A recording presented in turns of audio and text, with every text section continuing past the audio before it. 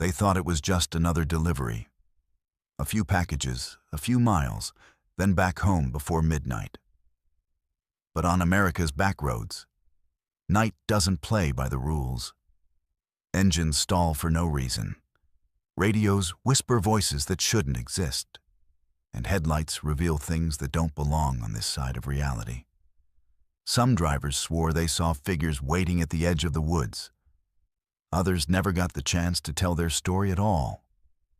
So buckle up. Keep your doors locked. Because out here, on the loneliest roads in America, something else is making deliveries. This is Verified Fears. And these are 11 disturbing encounters that'll make you think twice before taking the backroads again. Have you ever felt like a place was deliberately trying to trap you, no matter which direction you drove? I'm Nayla, and I've been driving for Amazon Flex for about 2 years now. Most evenings, I take the rural routes outside Baton Rouge because the pay is better and traffic is non-existent. I've delivered to some strange places, trailer parks in the middle of nowhere, houses accessible only by dirt roads that destroy my suspension, properties where the nearest neighbor is 3 miles away. But nothing, and I mean nothing, prepared me for what happened on October 12th along Old River Road. The thing about delivering packages in rural Louisiana is that you get used to the weird stuff pretty quickly. Customers who answer the door with shotguns because they weren't expecting anyone.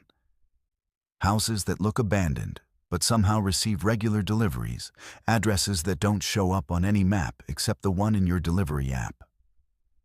You learn to roll with it, drop the package, take the photo, and move on to the next stop. That evening, the fog was rolling in thick from the bayou, the kind that turns everything ghostly and makes Spanish moss hanging from the oak trees look like reaching fingers. It was about 6:30, and the sun was already setting behind the trees, casting everything in this orange-purple glow that would have been beautiful if it wasn't so unsettling.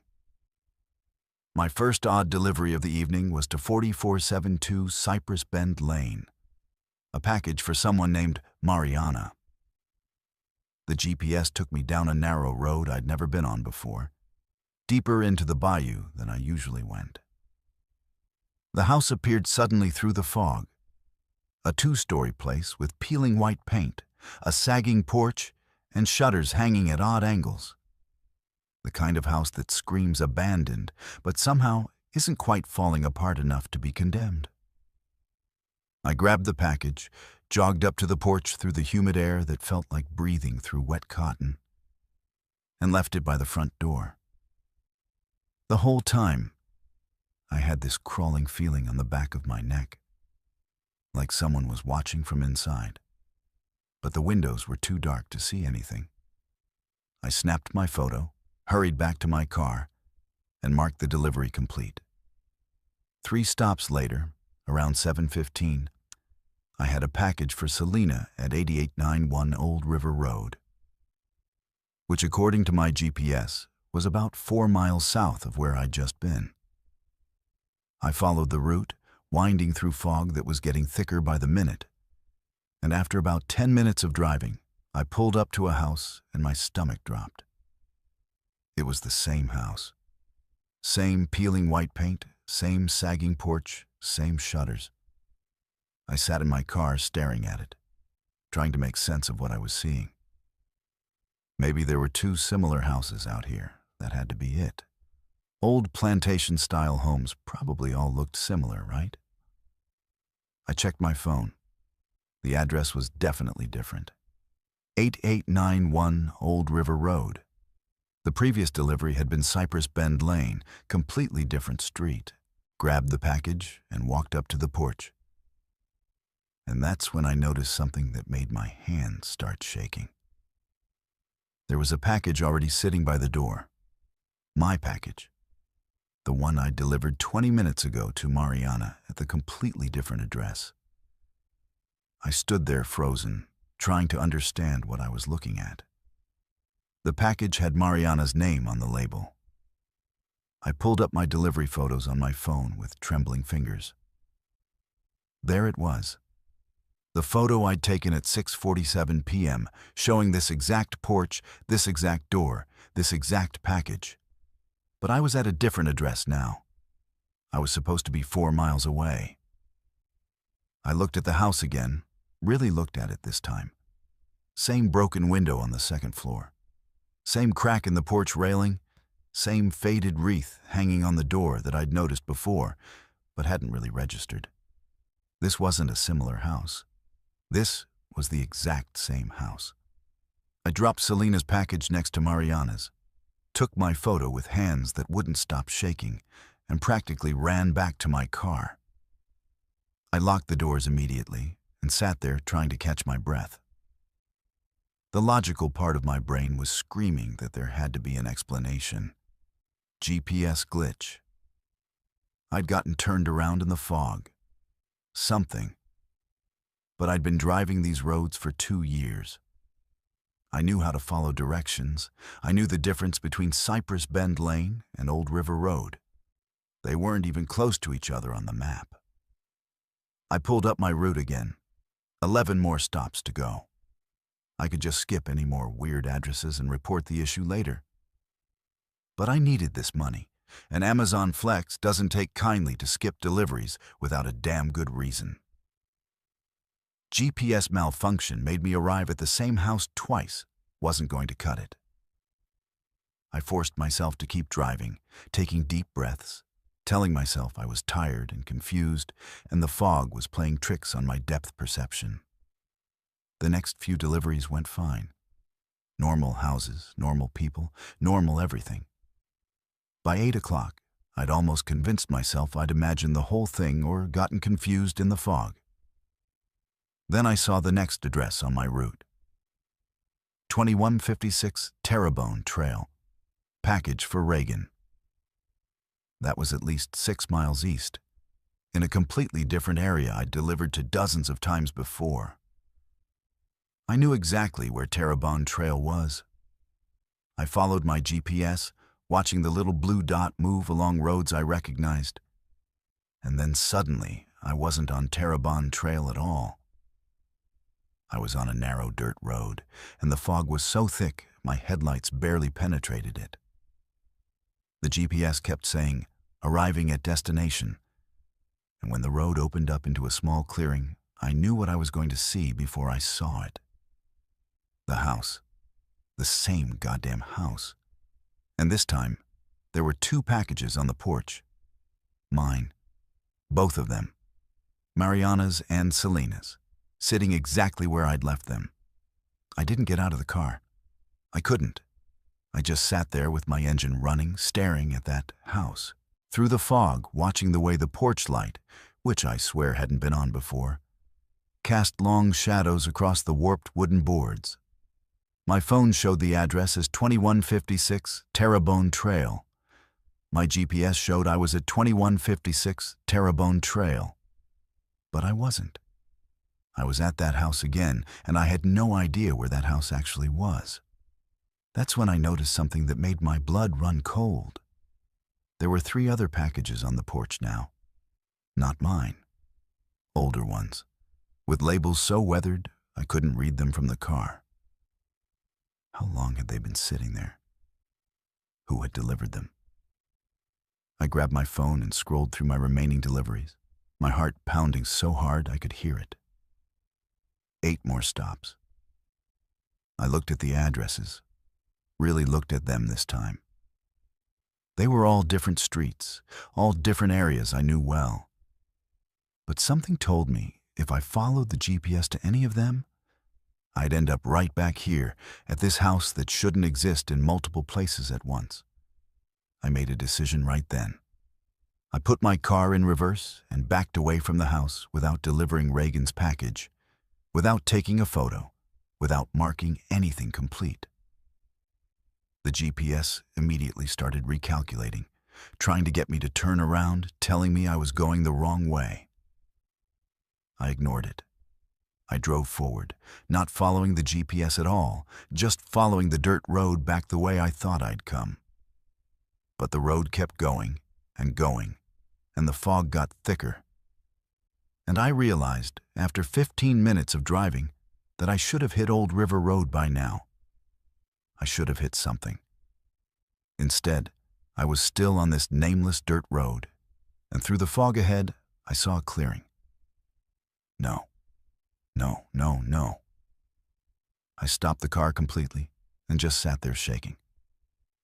I couldn't see the house yet, but I knew it was there, waiting. I don't know how long I sat in that car trying to figure out what to do. It felt like hours, but was probably only minutes. Finally, I pulled out my phone and did something I'd never done before. I called Amazon Flex support and told them I had a family emergency and had to end my route immediately. They weren't happy, but I didn't care. I turned my car around on that narrow road, driving through grass and nearly getting stuck, and I just drove. No GPS, no map, just drove toward where I hoped civilization was. It took 45 minutes to find a main road, and when I finally saw the lights of a gas station, I actually cried with relief. I reported my car had broken down and had to abandon the rest of my route. Took the hit to my rating. Didn't care. The next day, I went back during daylight to try to find that house, figure out what the hell had happened. I drove every road in that area for hours. Cypress Bend Lane didn't exist. Terrebonne Trail was there, but there was no house at 2156. Old River Road had houses, but none of them looked anything like what I'd seen. It was like the night before had happened in some parallel version of Louisiana that only exists after dark when the fog rolls in. I still drive for Amazon Flex, still take the rural routes. But I added a rule for myself now. If the GPS takes me somewhere that gives me that wrong feeling, that crawling sensation on the back of my neck, I mark it as undeliverable and move on. I don't care about my ratings anymore, because sometimes there are places that exist in the spaces between the map and reality, and they're waiting for someone stupid enough to keep delivering to them. I don't know what would have happened if I'd kept following that GPS, kept arriving at that house over and over again. Maybe eventually, I would have walked up to the porch and found a package with my own name on it. Maybe I would have opened the door and found myself inside, unable to leave. Or maybe I would have just kept driving in circles through the fog until my gas ran out, and I became another abandoned car on a road that doesn't appear on any map. I don't want to find out. And if you're ever driving through rural Louisiana and your GPS takes you somewhere that feels wrong, somewhere you shouldn't be, listen to that instinct. Turn around. Some deliveries aren't meant to be completed. Some addresses should stay lost. What would you do if you realized someone had been watching you in complete darkness for over 20 minutes? My name is Jensen, and I've been hauling freight for FedEx across the Montana Mountain Territories for 12 years. When people hear that, they usually picture scenic drives and beautiful landscapes, maybe some occasional bad weather.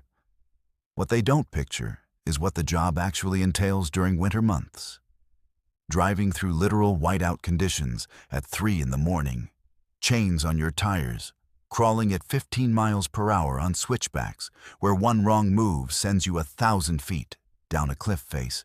They don't picture delivering life-saving medical supplies to people so remote that you're their only lifeline to the outside world. And if you don't show up, people die. That's the part of the job that keeps me going, even on the worst nights. The part that made me take the delivery that I still have nightmares about. It was January 17th, and I'd gotten a priority medical delivery around 2 in the morning. Insulin supplies for a diabetic patient living up in the Tobacco Root Mountains, about 40 miles from the nearest town. The weather report was calling for heavy snow, but the dispatcher told me the customer had called 3 times asking when their delivery would arrive, and their voice had sounded desperate. I've done enough of these runs to know what desperation sounds like. It sounds like someone rationing their last few doses, doing the math on whether they'll make it another day. So I loaded up my van, checked my emergency supplies, extra food, water, blankets, satellite phone, flares, and headed out into the storm. The drive up was exactly as bad as I expected, maybe worse. The snow was coming down so thick my wipers could barely keep up, and even with chains, I could feel the van sliding on the switchbacks. Wind was howling loud enough that I couldn't hear my radio. Temperature outside was hovering around -15 before factoring in wind chill. The kind of cold that kills you in minutes if you're not prepared. The kind of cold where exposed skin gets frostbite in under 5 minutes. I'd driven this route maybe a dozen times over the years, always in bad conditions because that's when people need deliveries most, and I knew every turn, every landmark. Around 3:15 a.m., I finally saw the reflective marker indicating the turnoff for the cabin. The driveway was a quarter-mile of unplowed snow, and I had to gun it a couple times to keep from getting stuck, but I made it. The cabin sat in a small clearing, surrounded by dense pine forest that was just dark shapes in my headlights. Single story, smoke coming from the chimney, one light on inside. Normal enough, except for how isolated it was. The nearest neighbor was probably 10 miles away. I grabbed the medical supply package, pulled my heavy coat tight, put on my face covering, and stepped out into the absolute worst conditions I'd encountered in years. The wind hit me like a physical force, and the snow was blinding. I could barely see the cabin, even though it was maybe 30 feet away. I trudged through snow that was knee-deep in places, finally made it to the door, and knocked hard. Took about a minute before the door opened, and a woman around 70 years old stood there, wrapped in blankets. Her name was Kimberly, according to my delivery notes. She looked exhausted and relieved in equal measure. She invited me in to warm up for a few minutes before heading back down the mountain, and I'm not too proud to admit I accepted. My face was already going numb, and I needed to make sure I could feel my fingers for the drive back. Her cabin was small but warm, heated by a wood stove that was cranking out serious heat. She made me coffee while I stood by the stove, and we made small talk. She'd lived up here for 30 years, since her husband passed. Grew up in these mountains and couldn't imagine living anywhere else. She asked about road conditions, and I told her honestly they were as bad as I'd seen. But I'd make it back fine. I've been doing this too long to get stuck. After about 20 minutes, I felt human again and told her I needed to head out before conditions got any worse. She thanked me about a dozen times, told me I was a lifesaver, and I told her it was just the job. She walked me to the door, and I stepped back out into the storm. That's when I saw them. Footprints in the snow. Fresh ones. The falling snow hadn't filled them in yet. They started at the tree line about 40 feet from where I'd parked, came up to my van, and circled it.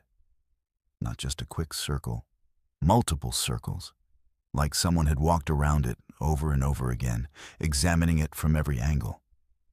The prints came right up to the driver's side window, the passenger side, the back doors. Someone had cupped their hands and looked inside based on the smudge marks on the windows that I could see even through the falling snow. Then the footprints led back into the tree line and disappeared. But here's the thing that made my stomach drop. The footprints were barefoot. I stood there in -15-degree weather, wind chill making it feel closer to -30, staring at perfect impressions of bare human feet in the snow. Toe prints, arch prints, heel prints. Someone had been out here, walking around in the snow with no shoes, while I'd been inside the cabin for 20 minutes. I looked toward the tree line where the prints disappeared, but I couldn't see anything beyond about 10 feet in the storm. Just darkness and snow and wind. My brain was trying to process what I was seeing because it didn't make sense. It couldn't make sense. No one could survive out here barefoot. Frostbite would set in within minutes. Hypothermia would follow. You'd be dead within the hour, probably less. But the prints were fresh. I could see where the person's toes had pressed into the snow, where their heel had sunk deeper. These weren't old prints. Someone had made them while I was inside. I turned around and knocked on Kimberly's door again, harder this time. She opened it looking confused, and I asked her if anyone else lived up here, anyone who might be wandering around outside. Her face went pale, and she said no. The nearest person was her nephew Joaquin, and he lived 10 miles east. No one else came up here, especially not in weather like this. I showed her the footprints, and I watched her face change from confusion to fear. She pulled me back inside and locked the door. And then she told me something I wish I didn't know. 3 years ago, a hiker named Coulson had gone missing in these mountains during winter. Search and rescue had looked for weeks, but never found a body. The assumption was he'd fallen into a ravine or gotten buried in an avalanche. But 2 other hikers had gone missing in the same area over the past decade, both in winter, both never found. Local old-timers, the ones who'd lived in these mountains their whole lives, had stories about something that lived up in the high country. Something that didn't feel the cold. Something that watched people. She'd never believed it, thought it was just campfire stories to scare tourists. But sometimes, late at night, she'd hear footsteps on her porch. She'd look outside and see nothing. But in the morning, when there was fresh snow, she'd occasionally find barefoot prints. She'd convinced herself it was her imagination, that she was seeing patterns that weren't there. Looking at my face, she said she could tell I wasn't the imaginative type. I wasn't. I'm about as practical as they come. 12 years of mountain driving teaches you to trust what you can see and verify. But I was seeing barefoot prints in lethal conditions, and I couldn't explain them. Kimberly told me I should wait until daylight to leave, that it wasn't safe to drive in these conditions anyway. And maybe whatever was out there would be gone by morning. But I thought about those prints circling my van. I thought about something standing in the darkness, watching me deliver a package, watching me walk into the cabin, waiting. And I knew I couldn't stay there. I told her I was leaving, and I told her she should come with me. She refused. This was her home, and she wasn't going to be driven out by footprints. I gave her my satellite phone number and told her to call if anything happened, anything at all. Then I checked my van, made sure all the doors were locked, that nothing had been tampered with. Started the engine and let it warm up while I watched the tree line. The footprints were already starting to fill in with fresh snow, but they were still visible, still leading back into the darkness. I put the van in gear and started the slow journey back down the mountain. I kept checking my rearview mirror, half expecting to see someone following me, but there was nothing. Just snow and darkness. The drive down took even longer than the drive up because I was paranoid and kept checking my mirrors, kept looking at the tree line whenever my headlights swept across it. Took me almost 2 hours to get back to the main highway, and I've never been so relieved to see another vehicle in my life. When I got back to the depot, I wrote up the delivery as completed and didn't mention the footprints. Who would believe me? But I pulled the footage from my van's exterior camera system, the one that records when the vehicle is parked. I sat in the depot office and watched it, and my hands started shaking. The footage showed exactly what I'd seen. Bare footprints appearing in the snow, circling the van, someone standing just outside camera range in the tree line. The timestamp showed they'd been there for 18 minutes. just watching, waiting. The footage never showed who or what made the prints, just the prints themselves appearing in the snow, and that shape in the darkness that might have been a person or might have been a shadow or might have been something else. I deleted the footage. I don't know why. Maybe because I didn't want to know what I'd see if I looked at it more closely. Maybe because some things are better left unexamined. I still take deliveries in the Montana mountains. It's my job, and people need their medications and supplies. But I don't take deliveries to that address anymore. I told dispatch that the road is too dangerous, that they need to find another driver. They found one. His name is Andre, young guy. Been driving for maybe 2 years.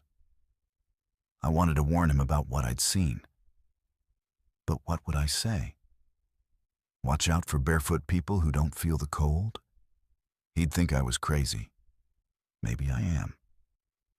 But 3 weeks after I stopped taking that route, Andre called me, asked if I'd ever seen anything weird up at that cabin. Said he'd found footprints circling his van, barefoot ones. I told him to request a different route. I don't know if he did. I hope he did. Because whatever is up in those mountains, it's still there. Still watching, still waiting in the cold that should kill anything human. And the worst part? I keep thinking about those 18 minutes. Thinking about something standing in darkness so complete I couldn't see 5 feet in front of my face, just watching my van, watching the cabin, waiting for something. What was it waiting for? What would have happened if I'd stayed longer, or if I'd gone into the trees to investigate? I don't have answers, and I don't want them. Some questions are better left unasked. Some deliveries should come with warnings that have nothing to do with road conditions. Would you have opened that package, knowing you might see something you could never forget? I'm Aaliyah, 34 years old, and I've been driving for UPS across the Arizona desert routes for 6 years. People think delivery driving is mindless work, just following GPS and dropping boxes. But out here in the empty parts of the state, you become something else entirely. You're sometimes the only person these isolated residents see for weeks. You're their connection to the rest of the world, bringing them everything from medication to birthday presents to the supplies they need to survive, in places where the nearest grocery store is 70 miles away. I've always taken that responsibility seriously. Always made sure packages got where they needed to go, always treated every delivery like it mattered, because it does. That's why what happened on August 3rd has been eating at me every single day since. Why I can't sleep without seeing that package in my mind. Why I wake up at night wondering if I made the right choice, or if I'm complicit in something I can't even name. It was a Thursday, and the heat was brutal even by Arizona standards. By 11 a.m., it was already pushing 112 degrees, the kind of heat where the air shimmers and plays tricks on your eyes, where touching metal without gloves will burn your skin, where you go through a gallon of water before lunch and still feel dehydrated. My route that day took me through some of the most isolated territory in my coverage area. Abandoned trailer parks, defunct mining operations, scattered homesteads where people live off-grid by choice or necessity. I'd done this route dozens of times, knew most of the regulars, knew which dogs were friendly and which ones would chase my truck for a quarter mile. Around noon, I pulled up to a location I'd delivered to maybe 3 times before. It was a trailer sitting by itself about 20 miles from the nearest town, surrounded by absolutely nothing but scrub brush and cracked earth. No neighbors for miles in any direction. No trees, no shade. Just endless flat desert stretching to the horizon under that merciless sun. The trailer itself looked abandoned. Rust stains, broken windows covered with cardboard, a door that didn't quite hang straight. But someone lived there because I'd delivered packages before. and they'd always been taken inside by the time I came back through the area. The package I was delivering was heavy. Not heavy like furniture or books. Heavy like something dense and compact. It was a large box, maybe 2 feet by 3 feet, addressed to someone named Damien. No return address, which isn't that unusual, but always makes me a little cautious. The box had been sitting in my truck for a couple hours, and in that heat, the inside of my truck was probably hitting 130 degrees, even with the AC running while I drove. When I picked up the package to carry it to the trailer, I felt something shift inside. Not the sliding movement you get with poorly packed items, something deliberate. Something that moved and then stopped, like it was responding to being picked up. I stood there next to my truck, holding this package, and I felt it move again. A definite pushing motion from inside, near the top of the box. Then I heard it. A scratching sound, faint but unmistakable. Something inside that box was alive, and it was trying to get out. My first thought was animal delivery, maybe reptiles or something, though those are supposed to be clearly labeled and shipped with specific climate controls. But there were no labels indicating live animals, no air holes that I could see. Nothing suggesting this was anything other than a standard package. The scratching came again, more frantic this time, and then I heard something else that made my blood run cold, even in that desert heat. It sounded like whimpering, not an animal sound. Human. I set the package down on the ground immediately, my hands shaking. The temperature outside was deadly. Whatever was in that box had been in my truck, in that heat for hours. I needed to open it. I needed to see. But something stopped me. Maybe it was the complete silence of the location, the way the trailer seemed to watch me with those broken window eyes. Maybe it was the fact that the package was addressed to someone, delivered deliberately to this specific location in the middle of nowhere. Maybe it was the voice in my head screaming that some things, once you see them, you can never unsee. I knocked on the trailer door instead. No answer. I knocked again, harder, calling out that I had a delivery. Nothing. The trailer might have been occupied sometimes, but right now, no one was home. I looked down at the package. It had moved again, a jerking motion like something inside was throwing itself against the walls. The whimpering sound came through clearer now, and it absolutely sounded human. It sounded like someone trying to cry through a gag or through duct tape.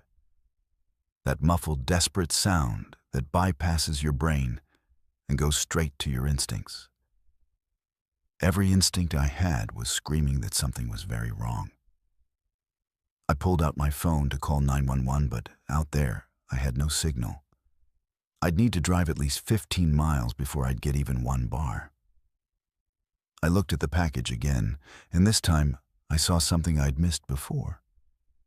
There was a small gap where the tape had come loose in the heat, and through that gap, I could see darkness and something that might have been fabric. I reached for the gap, started to pull the tape back further, and then I stopped, because I realized something that changed everything. If I opened this package, I would see what was inside. I would know. And once I knew, I would have to act on that knowledge. I would have to call the police. I would have to give statements. I would become involved in whatever this was. But more than that, more than my own involvement, I thought about what it meant that this package existed. Someone had sealed it. Someone had labeled it. Someone had brought it to a UPS facility and paid to have it shipped. Someone at the facility had processed it, loaded it onto a truck, and that truck had brought it to my distribution center where I'd loaded it into my vehicle. This package had passed through multiple hands, through multiple checkpoints, through the entire logistics system that I was part of. And it had ended up here, at this abandoned-looking trailer in the middle of nowhere, addressed to someone who might not even exist. The scratching was getting weaker. Whatever was inside was running out of strength in that heat, or running out of air, or both. I had seconds to make a decision. Open it and confront whatever horror was inside. Call the police and wait, knowing that every minute might matter. Or deliver it as I was supposed to and leave. The third option made me sick to even consider. But I considered it anyway because I'm being honest here, completely honest about the thoughts that went through my head in that moment. If I delivered it and left, I wouldn't know. I could tell myself I'd heard scratching, but couldn't be sure. I could tell myself lots of packages make noise when they shift. I could tell myself I'd had no signal to call for help anyway. I could tell myself I was just doing my job. I picked up the package, the sounds from inside getting more desperate, and I carried it to the trailer door. I set it down on the single concrete step, right in front of the door where I always left packages at this address. I took my photo for proof of delivery. And then I stood there, staring at this box that was moving and making sounds that I will hear for the rest of my life. I thought about my supervisor, about protocols, about chain of custody. I thought about the fact that I'd be interrogated if I opened it, that I might lose my job for tampering with a package. I thought about the fact that I had 3 kids at home and a mortgage, and couldn't afford to lose this job. And I hated myself for thinking those things while something inside that box was dying. I got in my truck and I drove. I drove for 15 miles until I got a signal, and then I called 911. I told them everything, the address, the package, the sounds, the movement. I told them I thought something alive was inside and needed immediate help. The dispatcher kept me on the line while they contacted local sheriff's department. I turned my truck around and drove back, following the sheriff's deputy who'd been patched through to my call. We got back to the trailer 40 minutes after I'd left.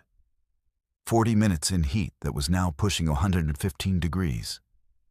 The package was gone. The trailer door was open. We went inside with the deputy, and the trailer was empty. No furniture, no personal belongings, nothing but dust and evidence that someone had been there recently. Water bottles, fast food wrappers, cigarette butts.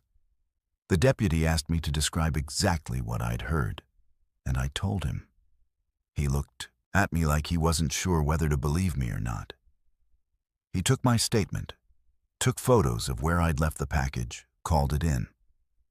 I gave him every detail I could remember about the box, the weight, the address label, everything.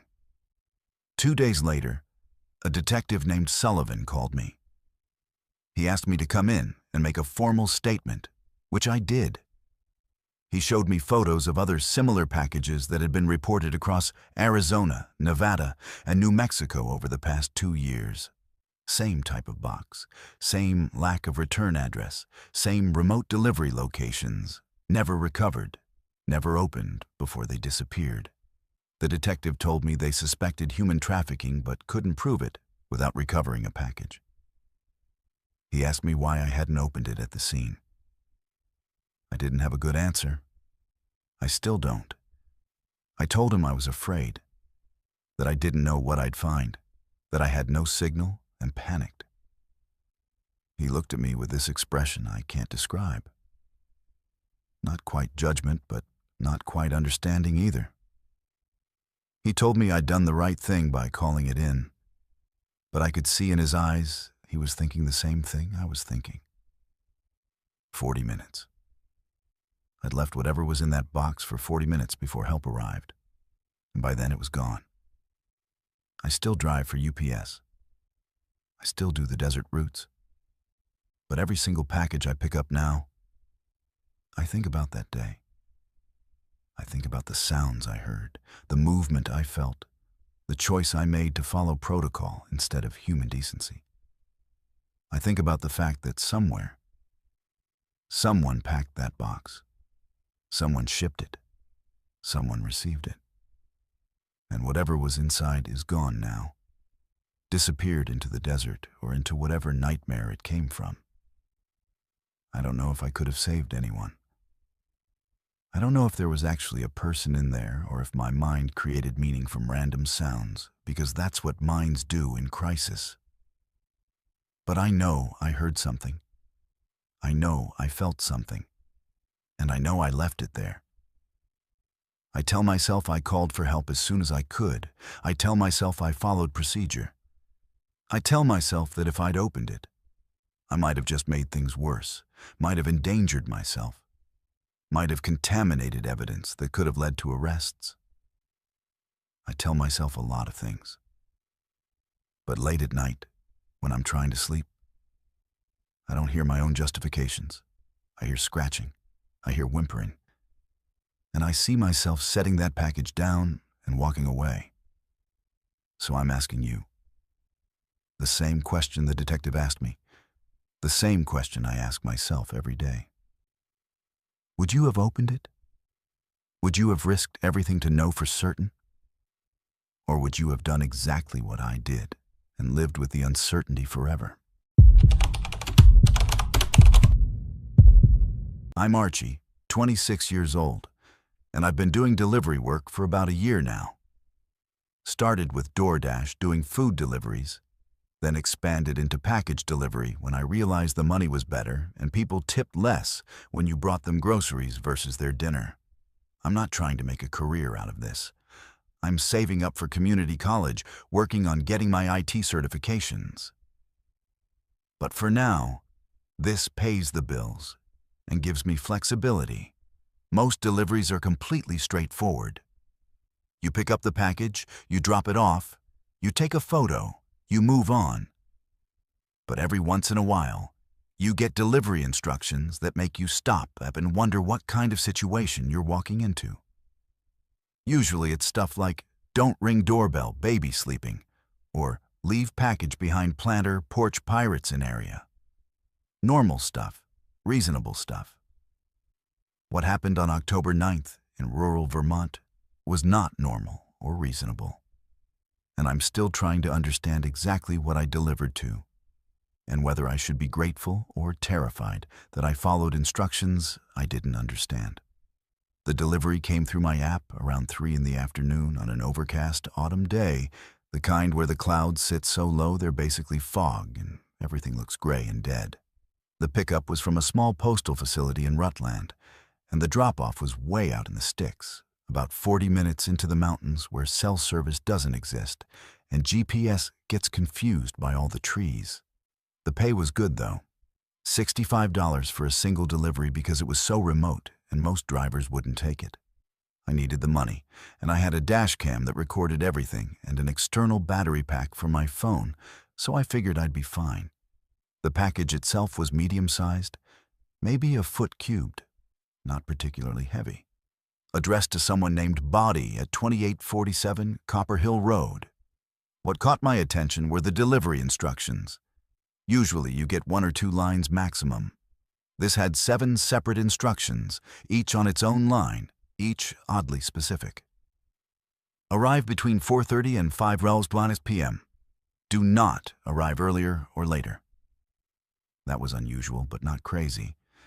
Maybe they had a schedule or a dog they needed to put away. When approaching driveway, honk 3 times. Okay, a little weird, but maybe they were hard of hearing or wanted warning. Leave package on porch facing north. Use compass app if needed. That one made me pause. Who cares which direction a package faces? Do not ring doorbell. Do not knock on door. Fine, lots of people request that. After delivering, walk backwards to your vehicle. Do not turn your back to the house. Now that was strange. Really strange. Once in vehicle, do not look in rearview mirror until you reach the main road. What? Why? Drive away slowly. Do not check mirrors for at least 2 miles. That last one made no sense at all. How was I supposed to drive safely without checking my mirrors? These instructions felt less like delivery preferences and more like some kind of ritual or superstition. I almost declined the job right there. But $65 is $65. And I figured the worst-case scenario was that the customer was eccentric or paranoid. Rural Vermont has plenty of both. I loaded the package into my car, made sure my dashcam was recording like always, and headed out. The drive took me deeper into forest than I'd been before, past a handful of working farms, past several abandoned ones with collapsed barns and overgrown fields, past stretches where trees pressed so close to the road that branches scraped my car. My GPS kept recalculating because the roads weren't on the map properly, but I'd written down the directions before leaving cell coverage. So I managed to find Copper Hill Road around 4:15. The road was unpaved, more like a wide trail, really, and it wound through dense woods where the early darkness of autumn was already settling in, even though it was only mid-afternoon. I found 2847 easily enough. A small house, relatively well-maintained compared to some of the abandoned properties I'd passed, with a cleared yard and a porch that looked recently painted. There was a truck in the driveway, so someone was definitely home. I checked the time. 4:18. The instructions said arrive between 4:30 and 5, so I pulled over about a quarter-mile back and waited. I felt ridiculous doing it, but the instructions had been so specific that I figured I should follow them exactly. Maybe the customer had cameras and would refuse to tip if I didn't comply. While I waited, I thought about those instructions again. Walk backwards to the vehicle. Don't turn your back to the house. Don't check mirrors. What was I supposed to be avoiding seeing? Was this some kind of prank? Some kind of test?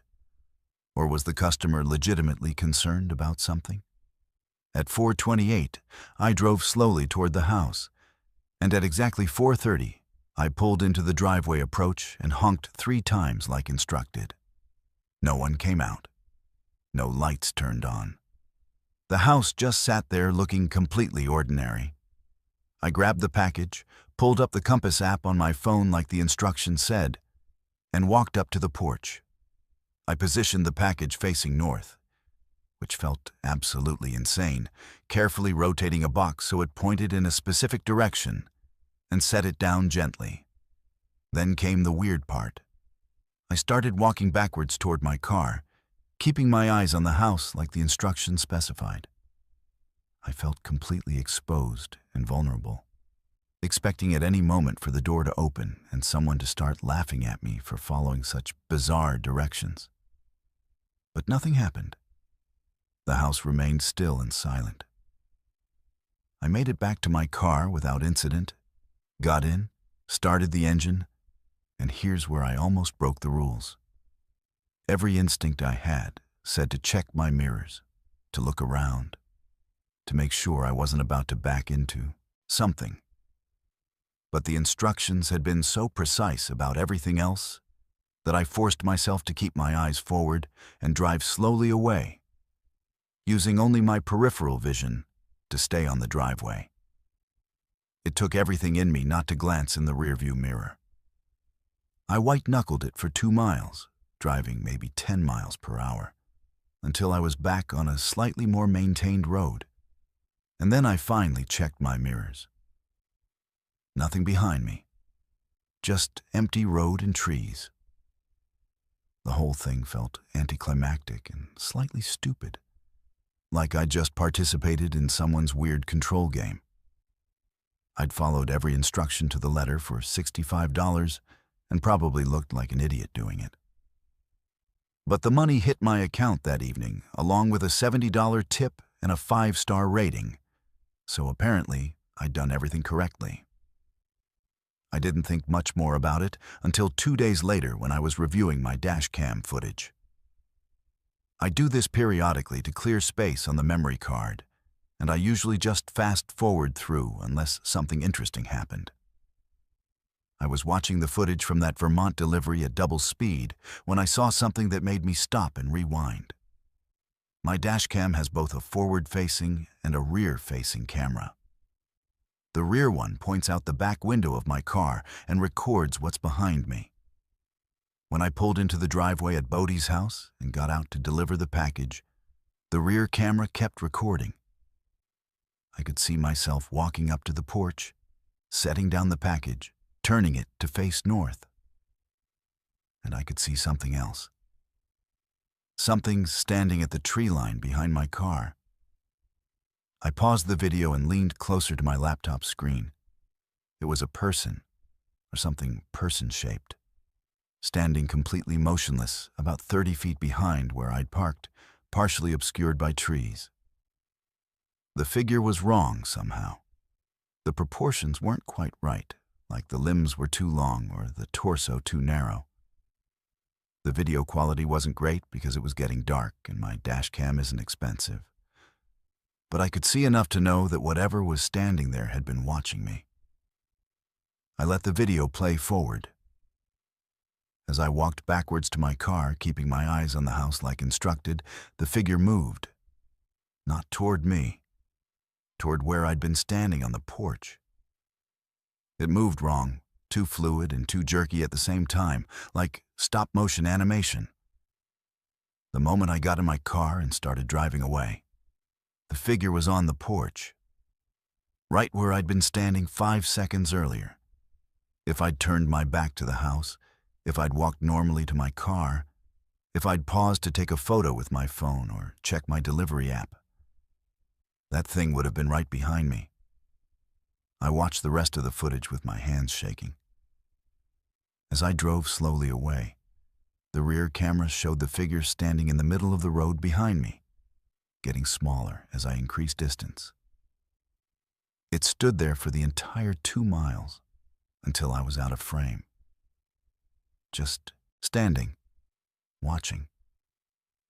If I'd checked my rearview mirror like you're supposed to when driving, I would have seen it. I would have seen something that my brain couldn't process as human standing in the road. And I don't know what I would have done. Probably panicked. Probably crashed my car on those narrow forest roads. The instructions weren't weird customer preferences. They were a survival guide. Body knew something was there. Something that came when deliveries were made. Something that stood in the blind spots you're not supposed to look at. Something that followed at a specific distance. And Bodie had figured out exactly what behaviors would let a delivery driver complete the job and leave safely. Walk backwards so it can't approach from behind unnoticed. Don't check mirrors so you don't see it following and panic. Drive slowly so it stays back beyond a certain distance. Every instruction had a reason, and I'd followed them all without understanding that they were keeping me alive. I tried to research the property after that. Copper Hill Road barely shows up on maps. The few records I found indicated 2847 was owned by someone who lived there for decades, completely off-grid, rarely coming to town. I found one old newspaper article from 12 years ago about a delivery driver named Callahan who'd gone missing in that area.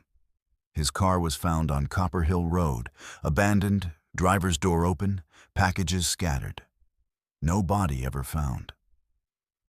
I wondered if he'd received instructions and ignored them. I wondered if he'd turned his back or checked his mirrors or walked forward instead of backwards. I wondered how many delivery drivers Body had tried to warn before figuring out the exact sequence of actions that would keep someone safe. The question that haunts me most is what Body is doing up there. Why stay in a place where something like that exists? Is Bodie trapped?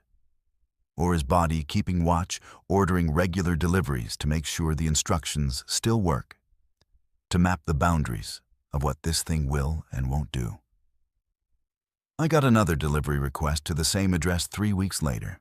Even better pay this time, $90. Different package, same address, Same impossibly specific instructions. I declined it. Someone named Travis accepted it instead. I checked the news obsessively for days afterward, looking for stories about missing delivery drivers. Nothing came up. So either Travis followed the instructions, or I'm just not searching with the right keywords yet. I still do deliveries. Still take the remote ones, because they pay best. But now I read every single instruction carefully, even the ones that seem insane, especially the ones that seem insane. Because sometimes customers aren't being difficult or eccentric. Sometimes they're trying to save your life in the only way they can, by giving you a map through territory where something waits for you to make a mistake. Sometimes the weird instructions aren't about the package at all. They're about making sure you leave the same way you arrived. And sometimes the best thing you can do is follow directions you don't understand from people who've learned things you never want to know. I still have that dashcam footage. I've watched it maybe 50 times, always finding new details that make it worse. The way the figure's head tilts at an angle that would break a human neck. The way it doesn't seem to breathe or shift weight. The way it moves the instant my back would have been turned. I keep the footage as a reminder that some jobs pay well for a reason, and that reason isn't always about distance or inconvenience. Sometimes it's about hazard pay for a danger you can't see unless you break the rules you were told to follow. And I'm grateful I'm not curious enough to break rules just to see what happens. Because now I know exactly what happens. You end up standing face to face with something that's been standing behind you all along. My name is Catalea, and I've been a rural route postal worker for 8 years. When people hear that, they usually picture a quiet job, maybe even peaceful.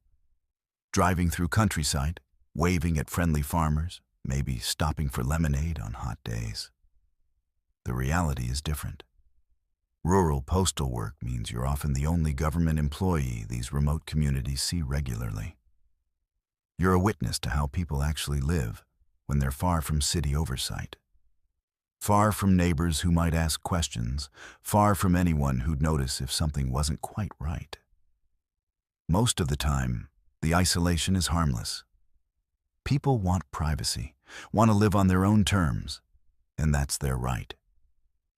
But sometimes you deliver to places that make you realize isolation can hide things that shouldn't be hidden. Things that operate by rules the rest of us don't follow. Things that make you question whether you ever really left at all. September 14th was the day everything I thought I understood about my route got turned inside out.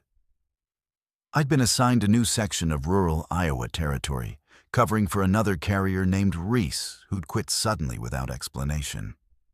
The supervisor told me Reese had taken a job in another state, left with only 2 days' notice, which struck me as odd because he'd worked that route for 6 years and seemed to love it. But people quit unexpectedly all the time in this job.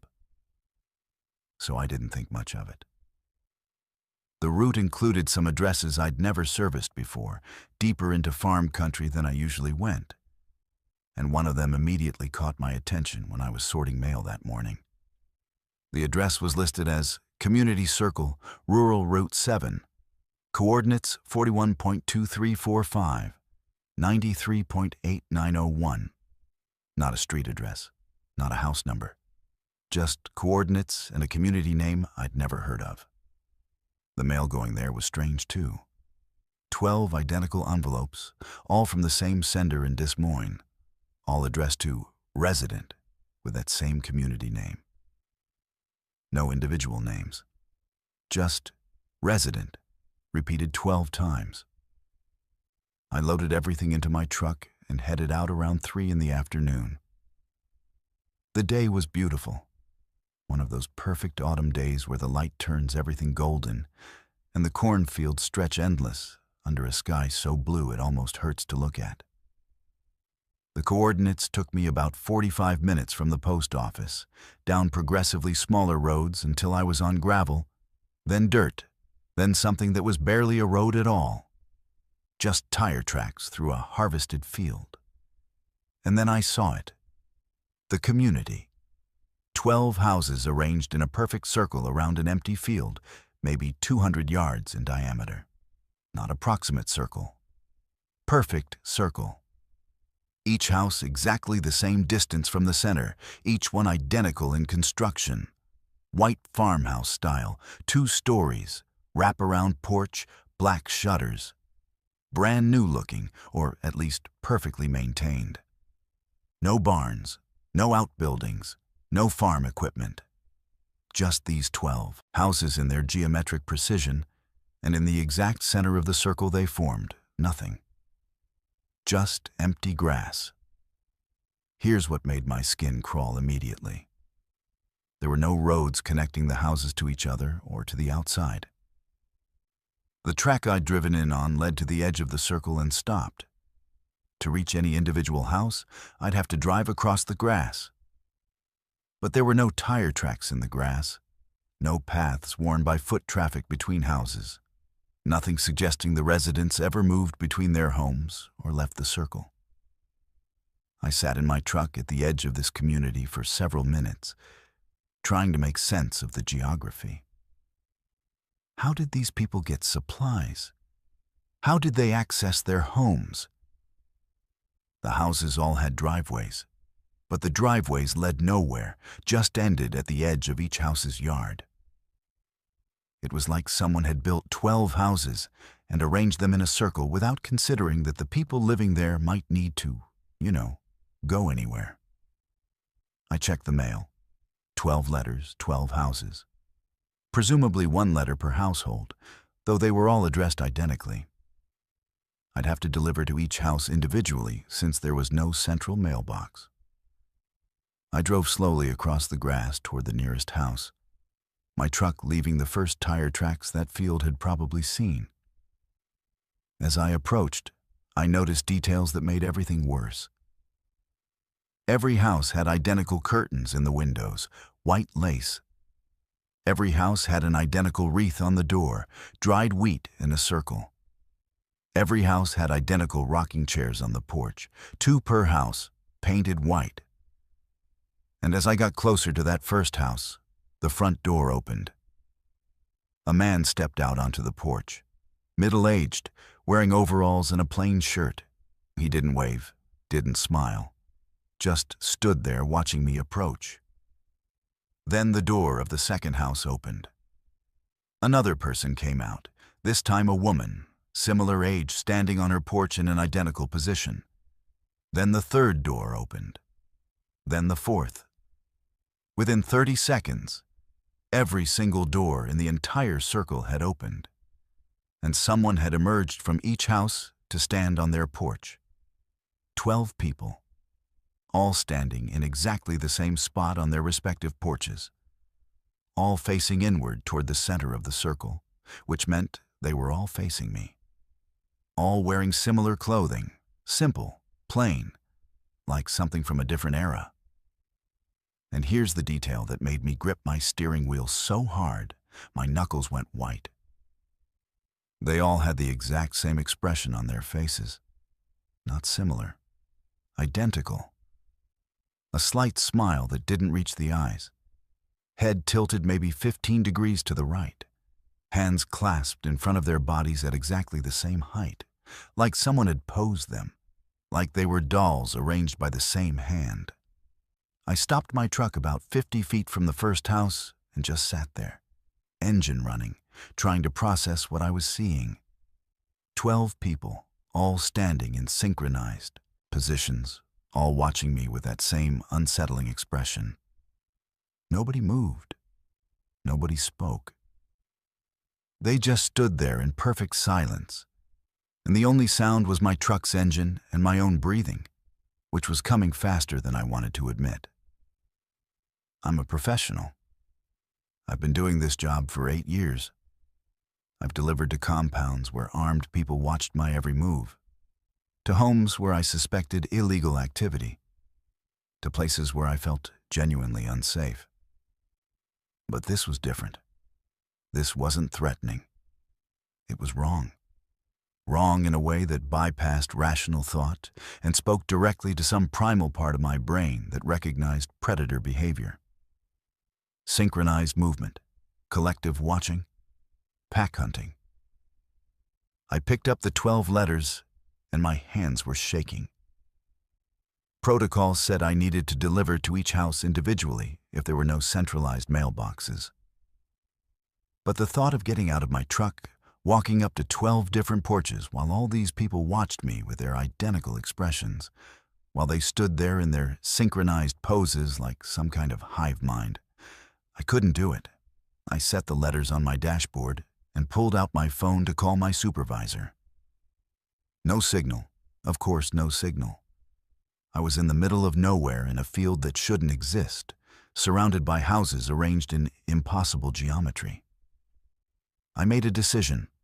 I organized the 12 letters into a stack, got out of my truck with my heart hammering, and walked to the nearest house. The person on that porch, the man in overalls, didn't move as I approached, didn't shift weight, didn't blink, just maintained that tilted head smile. I climbed the porch steps and held out all 12 letters toward him. "Delivery for Community Circle," I said, and my voice sounded too loud in the silence. He didn't respond, didn't reach for the letters, just stood there staring at me with that expression. I set the letters down on the porch railing and backed away. As I descended the stairs, all 12 people moved simultaneously. They all took one step forward in perfect synchronization, and the sound of 12 feet hitting 12 porches at exactly the same moment was like a single footstep amplified. I froze. They stopped. We stood in tableau for several seconds. Me at the base of the porch stairs, them all in their new position, exactly one step closer to the edge of their porches. Then I walked back to my truck, forcing myself not to run, and the moment I moved, they moved. Another synchronized step.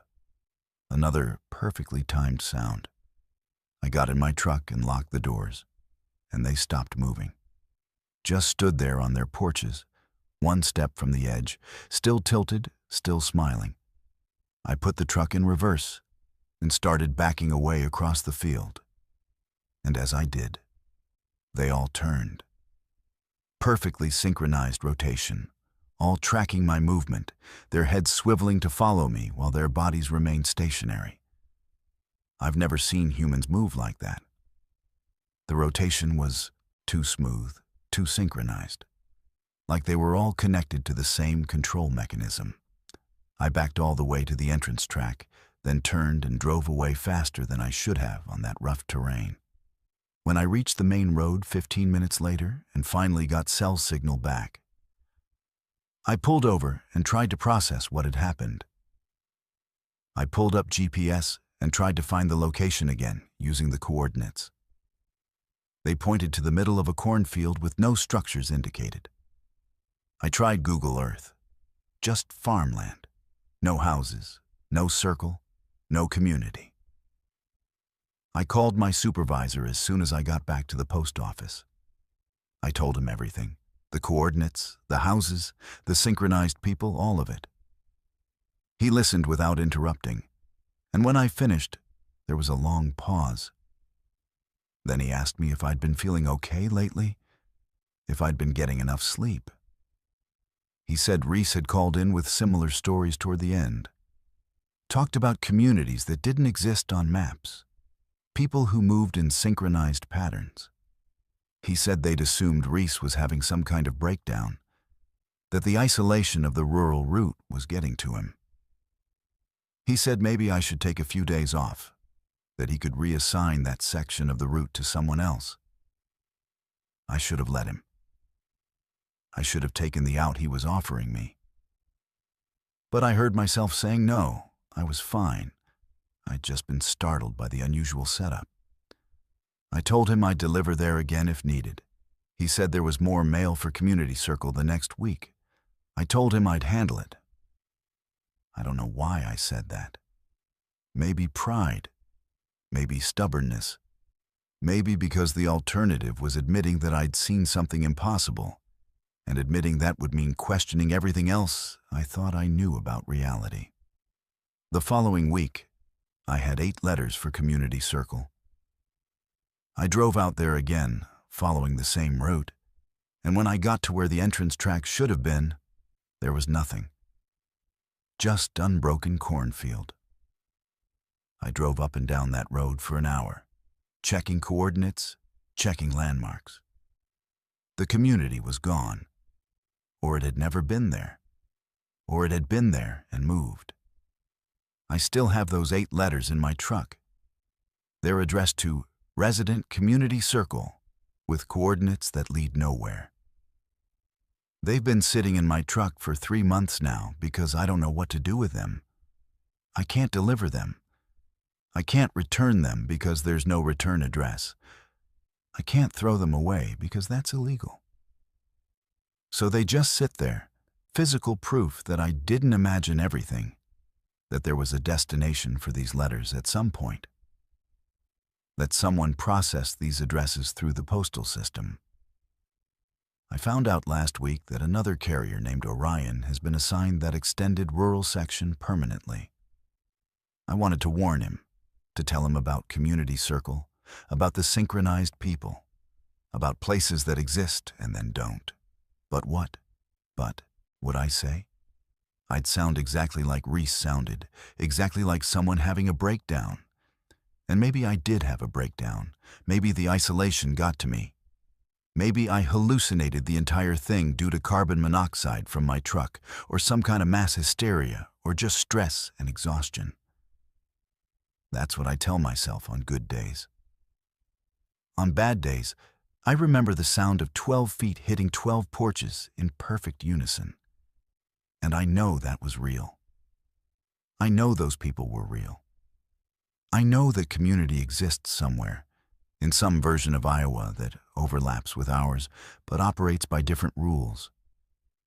And I think about how they all came out the moment I arrived. How they watched me with those identical expressions. How they stepped forward in synchronization like they were parts of the same organism. I think about what would have happened if I'd walked up to all 12 porches individually like I was supposed to. Whether they would have surrounded me in their perfect circle. Whether I would have become the 13th house, the 13th synchronized person, standing on a porch I didn't remember building with an expression I didn't remember learning. I still do my rural route. I still deliver to remote farms and isolated communities. But I don't follow coordinates anymore. If an address doesn't have a traditional location, if it relies on GPS coordinates to find it, I return it as undeliverable. I don't care what my supervisor says. I don't care about the marks on my record. Because some places don't want mail. They want carriers. And once they have you, they make you part of their geometry, part of their synchronized movement, part of whatever collective consciousness runs communities that exist in the spaces maps don't show. Reese understood that. That's why he quit. That's why he's probably somewhere far from Iowa, somewhere without rural roots or impossible coordinates or communities that arrange themselves in circles too perfect to be accidental. And someday, maybe I'll join him. But for now, I've got those 8 letters in my truck, addressed to somewhere I can't find, for residents who might not be individuals at all. And every time I look at them, I hear that sound. 12 feet. 1 step. Perfect synchronization. The sound of something pretending to be human and almost getting it right. Preston here. I'm 38. Been doing Instacart and shipped orders for 4 years now. Mostly overnight shifts because that's when the pay surges hit and the roads are empty. I'm a night person anyway. Always have been, so driving through the dark Pacific Northwest, delivering groceries to insomniacs and third shift workers suits me fine. You meet interesting people doing overnight deliveries. Nurses getting off shift, gamers who've lost track of time, elderly folks who can't sleep. Most are grateful, tip well, and you're in and out in 2 minutes. What happened on March 23rd changed how I think about those 2 minutes, changed how I think about the split-second decisions we make when someone asks us for help, and we have to choose between compassion and self-preservation. The order came through around 11:30 p.m. Grocery delivery to an address about 40 minutes outside Olympia. Deep in the forest, on one of those roads that's more suggestion than pavement. The payout was substantial. Base pay plus a $75 tip for a relatively small order. 20 items, mostly non-perishables, some bottled water, batteries, candles. The kind of supplies you'd want if you were preparing for a power outage or living somewhere electricity was unreliable. The delivery window was midnight to 1 a.m., which was specific but not unusual for overnight orders. I accepted it, did my shopping at the 24-hour grocery store, and headed out into a night that was quintessential Pacific Northwest in March. Constant rain, not heavy but persistent. The kind that soaks through everything eventually. Mist rising from the wet pavement. Darkness so complete that my headlights seemed to get swallowed by it. The drive took me on progressively smaller roads, past scattered houses with lights on, then past dark houses, then past stretches where there were no houses at all.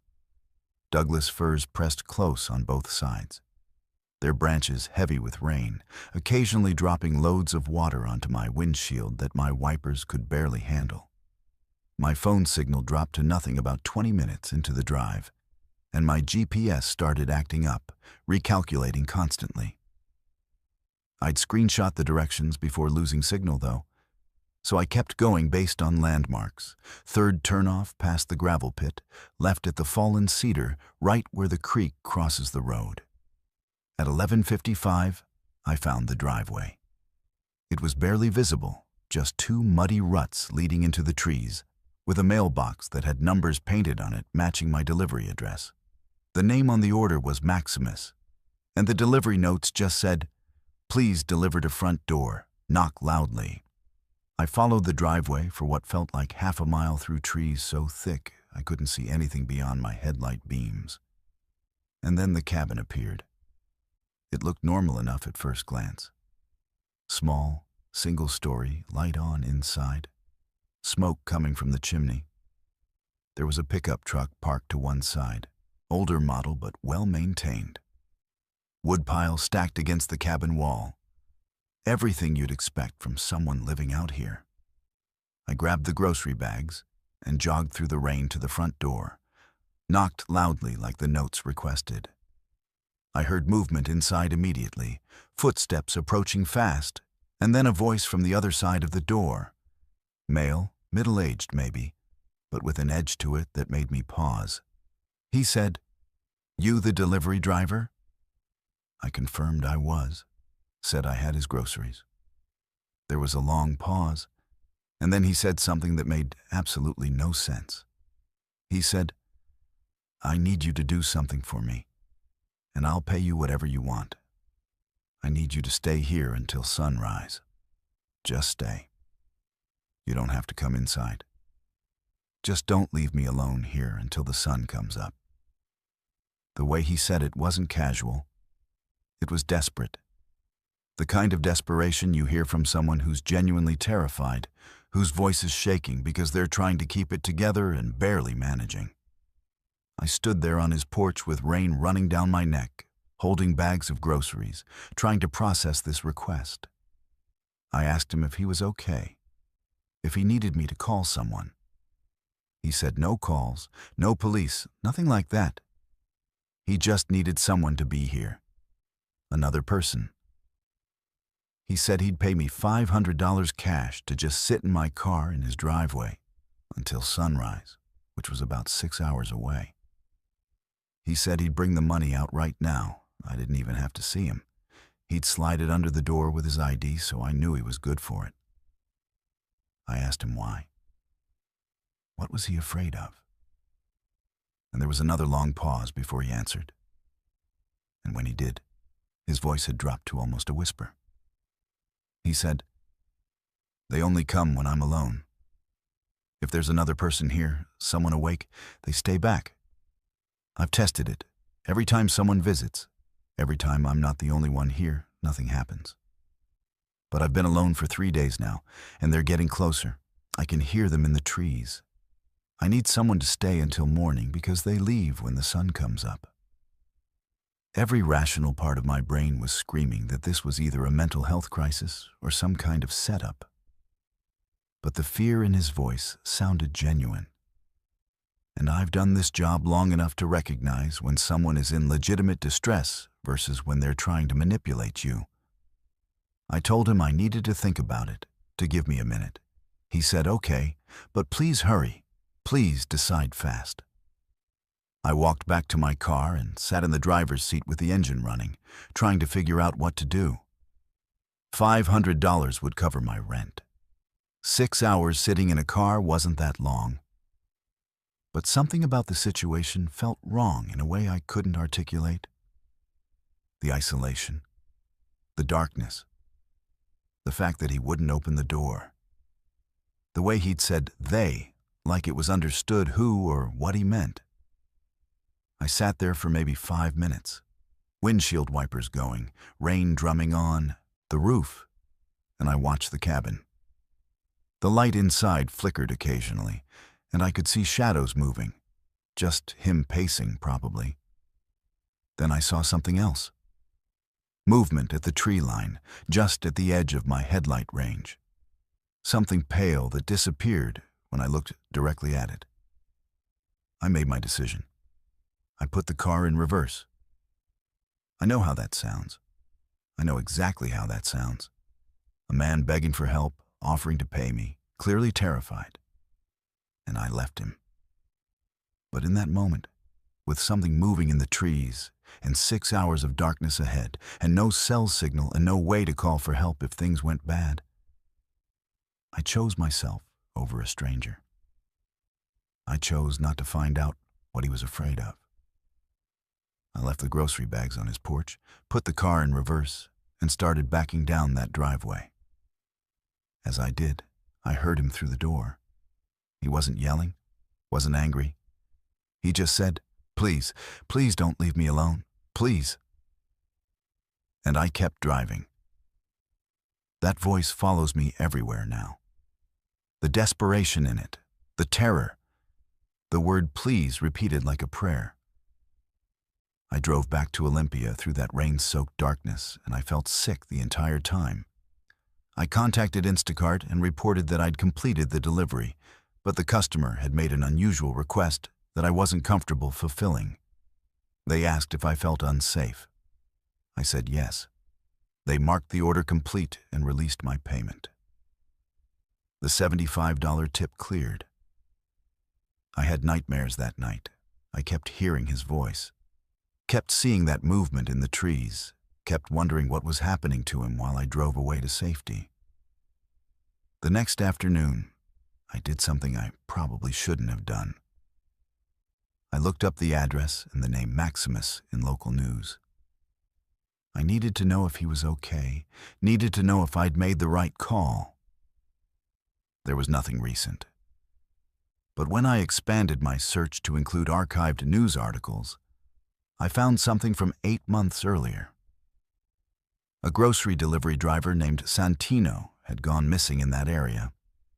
His car had been found abandoned on a forest road, engine still running, door open, groceries for a delivery scattered in the mud. No body ever found, no signs of struggle, just gone. The address he'd been delivering to was listed in the article. It was the same address, the same cabin. I sat staring at my laptop screen, reading that article over and over. Santino had accepted a late-night delivery to that address and never came home. The article said police had investigated, interviewed the resident, a man who'd lived there for 6 years, no criminal history, fully cooperative. The man had told police that Santino had delivered the groceries and left, and he had no idea what happened after that. Case remained open, but cold. No leads, no suspects. Just another person who'd driven into those dark woods and disappeared. I should have felt vindicated, like my instincts to leave had been correct. But instead, I felt worse, because now I understood the situation differently. Maximus had been asking for help because he knew what had happened to Santino. Maybe he'd watched it happen. Maybe he'd been inside his cabin, unable to help, while something in those trees took Santino. Maybe that's why he was so desperate for someone to stay, because he knew he might be next.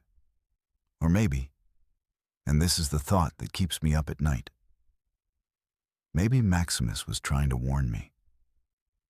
Maybe by not opening the door, by keeping me outside, by begging me to just stay in my car, he was trying to keep both of us safe from something he understood better than I did.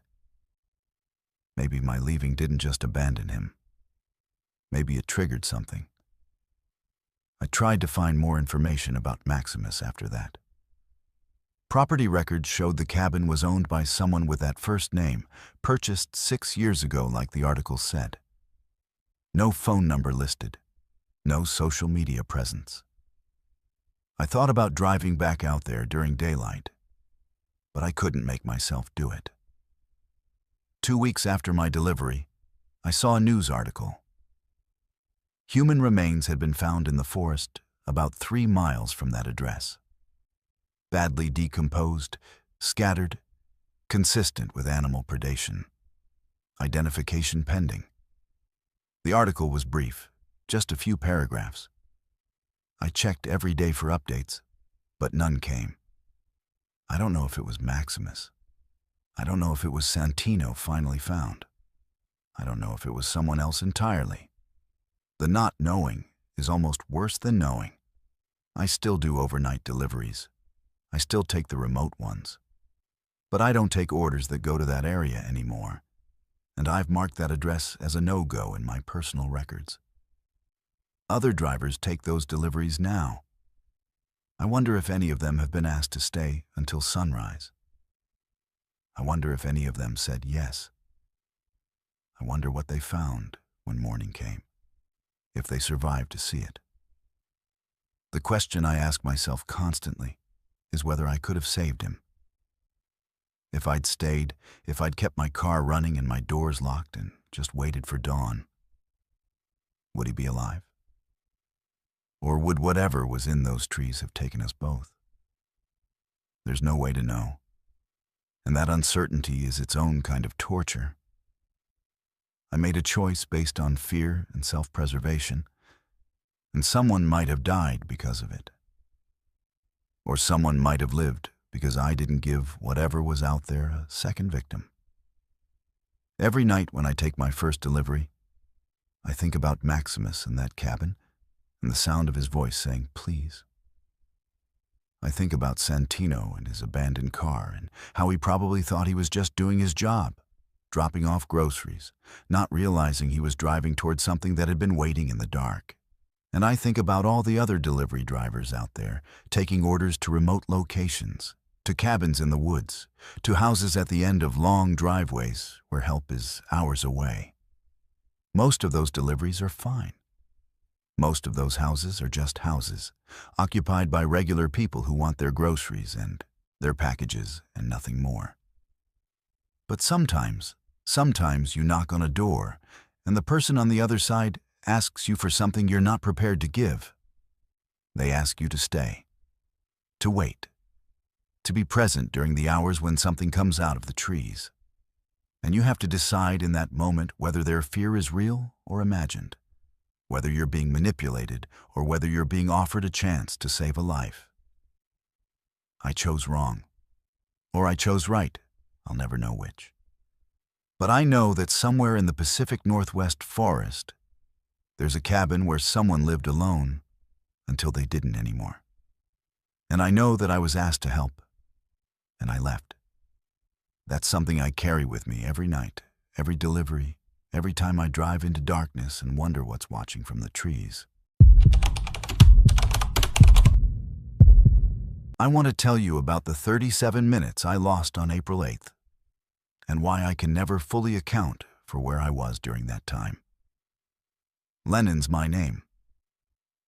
I'm 29, and I've spent the last 5 years as a cross-country courier, the kind of driver who takes packages that need to move fast across state lines, the kind that can't wait for regular shipping schedules. Medical samples, legal documents, time-sensitive equipment. If it absolutely has to be somewhere by a specific deadline, companies call people like me. The pay is excellent, the hours are terrible, and you spend more time alone on highways than you do with other human beings. I'm fine with that. I like the solitude, like the long stretches of empty road where it's just me and whatever podcast or audiobook I'm listening to. I've driven every major highway system in the western United States. Know the truck stops and rest areas. Know which routes have the best coffee and which ones you avoid after dark if you can help it. I thought I knew Route 66, or what's left of it. I thought I understood the geography of New Mexico's high desert. I was wrong. The delivery was straightforward on paper. Pick up a package in Albuquerque at 6 a.m., deliver it to a medical facility in Flagstaff, Arizona by 2 p.m. 8 hours for a 6-hour drive, plenty of buffer for traffic or stops. The package was small, some kind of tissue samples based on the hazmat labeling, packed in a climate-controlled case that plugged into my cigarette lighter. I'd done dozens of medical courier runs exactly like this one. I left Albuquerque at 6:15, made good time heading west on I-40, and everything was completely normal until I hit the stretch between Grants and Gallup around 7:30 a.m. That's when I saw the first detour sign. It was positioned on the shoulder, one of those official-looking orange signs with black arrows indicating the interstate was closed ahead and traffic should exit. The sign looked legitimate. Right size, right colors, reflective material catching my headlights in that pre-dawn darkness. I took the exit like the sign indicated, and immediately my GPS started recalculating. The female voice said, "Recalculating route," about 6 times in rapid succession, and then went silent. My phone showed I still had signal, still had GPS connection, but the map had frozen. I was driving on a road that didn't appear on my screen, just a blue dot sitting in empty gray space. The road I was on looked like old Route 66, or one of the many abandoned sections that parallel the interstate through New Mexico. Cracked asphalt, faded line paint, desert stretching away on both sides under a sky that was just starting to lighten from black to deep purple. I'd driven sections of old Route 66 before for the novelty of it, so this didn't immediately concern me. The detour would probably loop back to the interstate in a few miles. I drove for about 10 minutes, and then I saw another detour sign. This one directed me to turn left onto an even smaller road, indicating the main route ahead was blocked. I slowed down, looking for any evidence of construction or an accident that would necessitate a detour, but I couldn't see anything. The road ahead looked clear, but the sign was there, official looking, and I'd been trained to follow traffic control devices. I turned left. The road got narrower. The pavement got worse. My GPS still wasn't working, just showing that frozen blue dot in gray, nothing. I kept driving because what else was I going to do? Turn around and try to find the interstate on my own? I had a deadline. I had temperature-sensitive medical samples in my car. The fastest way forward seemed to be following the detour to wherever it led back to the main road. Third detour sign came 5 minutes later. Right turn onto a dirt road. And that's when I knew something was wrong, because official detours don't route traffic onto unmarked dirt roads. I stopped the car completely and got out to look at the sign more carefully in the growing dawn light. It looked official from a distance, but up close I could see it wasn't. The metal was too thin. The welds were rough. The reflective coating was paint rather than proper reflective material. Someone had made this sign. Someone had made it look official enough to pass a quick inspection from a moving vehicle. And someone had placed it here. I looked at the other signs I'd passed, could see them in my rearview mirror, and realized they were all the same. Homemade. Weathered. Someone had been placing these signs, maintaining them for long enough that they'd weathered and faded like real traffic signs. I got back in my car and checked my phone. Still had signal, but GPS was completely dead now. I tried to pull up Google Maps and it wouldn't load. I tried Apple Maps and got the same result. My navigation was just gone, like something was jamming it. I made a decision to turn around, retrace my route back to the interstate using landmarks and memory. I turned my car around on that dirt road and headed back the way I'd come. Here's where it gets strange. I drove for what felt like 20 minutes, following the roads back in reverse order. Right turn where I'd turned left, straight where I'd turned right. But I never found the interstate. The roads kept going, kept branching, and every time I thought I was backtracking, I'd see another detour sign pointing a different direction. And these signs weren't in the positions I remembered passing them. They'd moved, or there were more of them, or I was more lost than I thought. The sun was coming up now, painting the desert in oranges and reds, and I could see for miles in every direction. Nothing but empty land, rock formations, the occasional scrub brush. No buildings, no other cars, no power lines. Just road and desert, and these signs that kept appearing, kept directing me further into nowhere. I stopped the car again and tried my phone. Still had signal, 3 bars, but still couldn't load any maps or navigation. I could make calls, though. So I called my dispatcher, told him I'd gotten turned around following a detour, gave him my last known location before the GPS died. He said he'd try to locate me through my phone's GPS and call me back. I sat there in my car on this dirt road in the middle of the New Mexico desert, engine running, watching the temperature gauge on my medical package to make sure it was still within range. And I waited. My dispatcher called back 15 minutes later. He said he couldn't get a location on my phone. The GPS data was coming through corrupted, showing me in impossible locations, middle of canyons, inside rock formations, places no road could go. He asked me what I could see, what landmarks. I described the desert, the road, a distinctive red rock formation maybe a mile to my north. He said he'd try to cross-reference with satellite imagery and get back to me. Another 20 minutes passed. The sun was fully up now. I should have been making good time toward Flagstaff. But instead, I was lost on a dirt road, watching my delivery deadline slip away. I decided to just pick a direction and drive until I hit something I recognized. I chose east, toward where the sun had risen, figuring eventually I'd hit the interstate or a highway or at least a paved road. I drove for 30 minutes, and the landscape never changed. Same desert, same type of road, and the detour signs kept appearing, not frequently, but often enough that I kept seeing them, always pointing me in directions that seemed to lead further from civilization. I started ignoring them, just driving straight whenever possible. But the roads didn't always go straight. They curved and branched, and sometimes dead-ended at erosion gullies or washouts, forcing me to turn back and try different routes. At 9:47 a.m., my GPS suddenly came back online. Not gradually, but all at once. The map loaded, my position appeared, and the voice said, "Rerouting."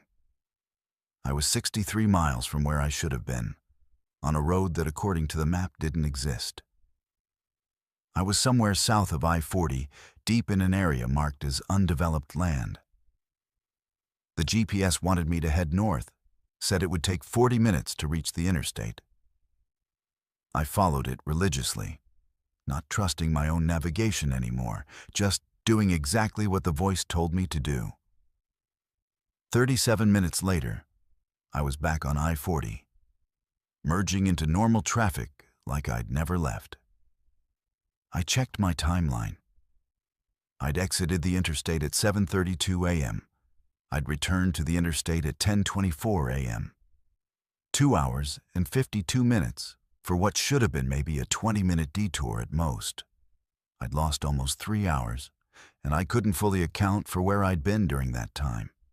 The roads I'd driven on mostly didn't appear on any map. The route my GPS had shown to get back to the interstate didn't match the roads I remembered taking, and those detour signs. I'd seen at least 8 of them, maybe more. Someone had put them there deliberately. Someone had created a system to route drivers off the main highway and into the desert, into areas where GPS didn't work right, where roads led in circles or to nowhere. I made my delivery to Flagstaff 4 hours late, lost my on-time bonus, had to file an incident report explaining the delay. I told them everything, the detour signs, the GPS failure, the hours of being lost. My dispatcher pulled satellite imagery of the area where my phone had last shown a reliable location, and we found something that made my skin crawl.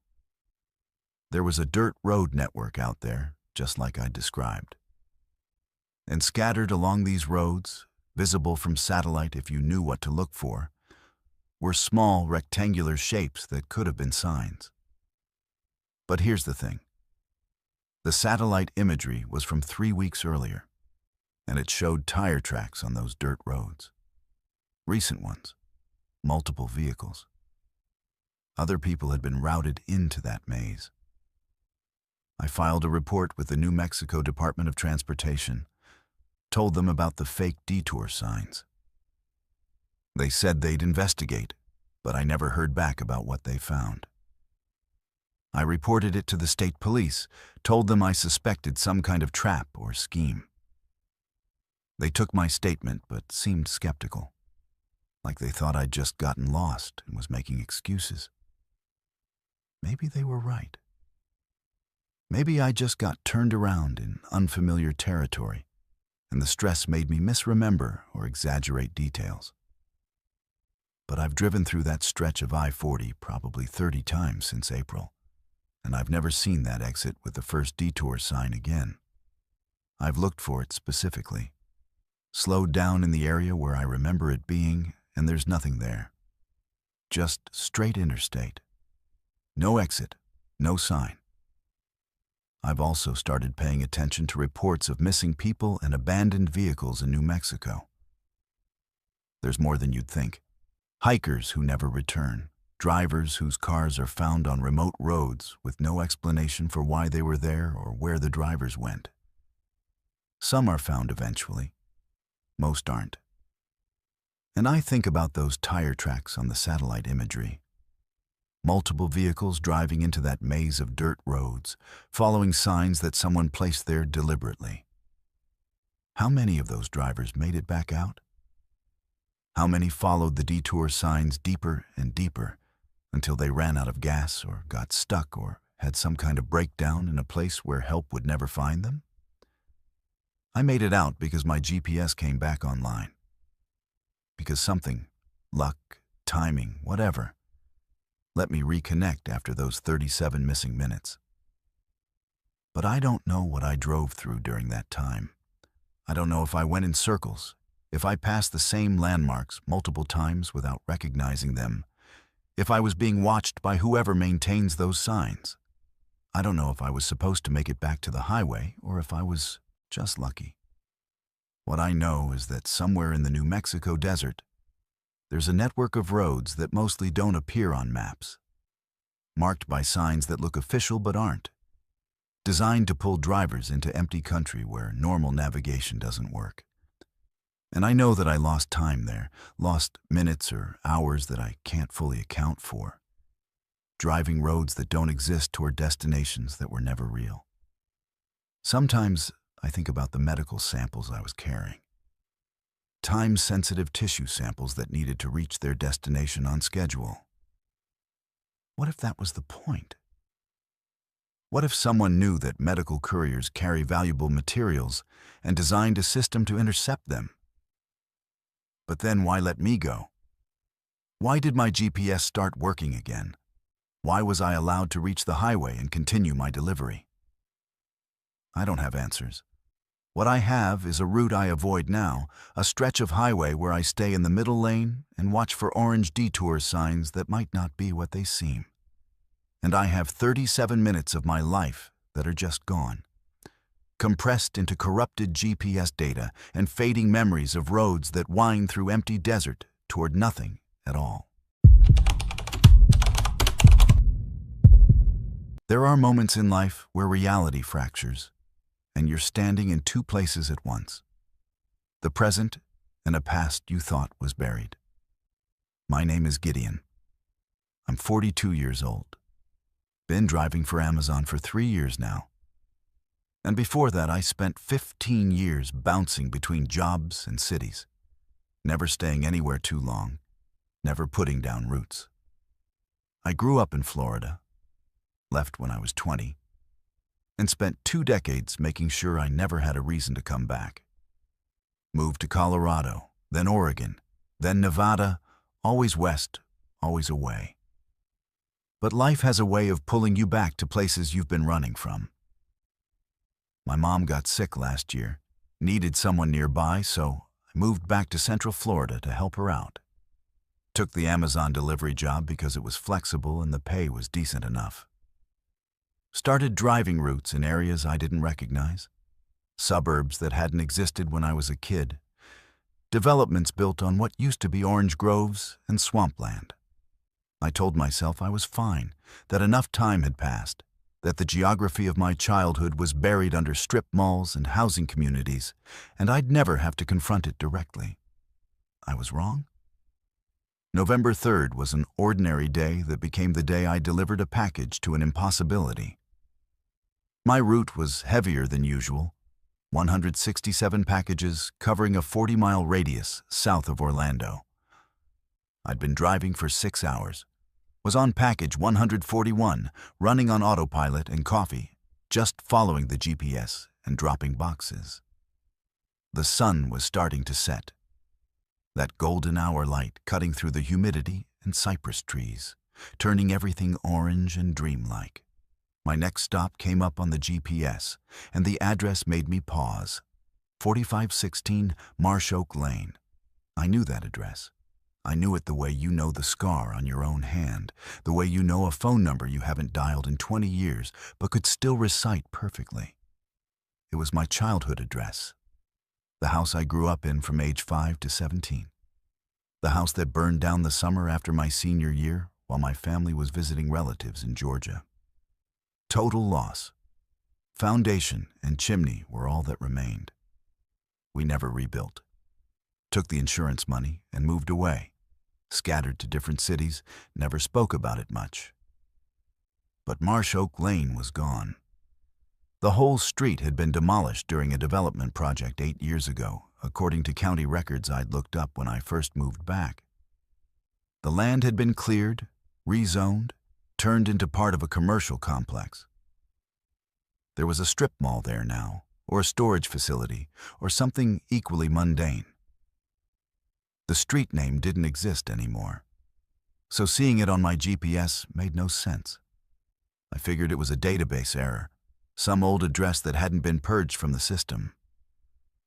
I delivered the package to wherever the GPS actually took me, probably some new construction that had been assigned a recycled address. These things happen in rapidly developing areas. Followed the directions, and with every turn my confusion grew, because I recognized the route. The same roads I used to take home from school. Past the spot where the 7-Eleven used to be, now a chain pharmacy. Past where my friend Cesar's house had been, now empty lots. And then I turned onto what the GPS said was Marsh Oak Lane, and it was there. Not a new street, The old street. The same cracked asphalt I remembered, the same curve, the same massive oak tree on the corner that had to be 100 years old. And houses. Not new construction, old houses. The same houses that had been demolished. I pulled over and just sat in my van, trying to understand what I was seeing. The street looked exactly as I remembered it from 23 years ago. The Jenkins house on the corner with the chain-link fence. The Rodrigo family's place with the boats in the driveway. The empty lot 3 houses down where a house had never been built when I was growing up. Everything was the same, except it couldn't be the same because this street had been raised 8 years ago. I'd seen the county records. I'd seen the development permits. I pulled up Google Maps on my phone to cross-reference, and it showed me exactly where I knew I was, in the middle of a commercial complex parking lot.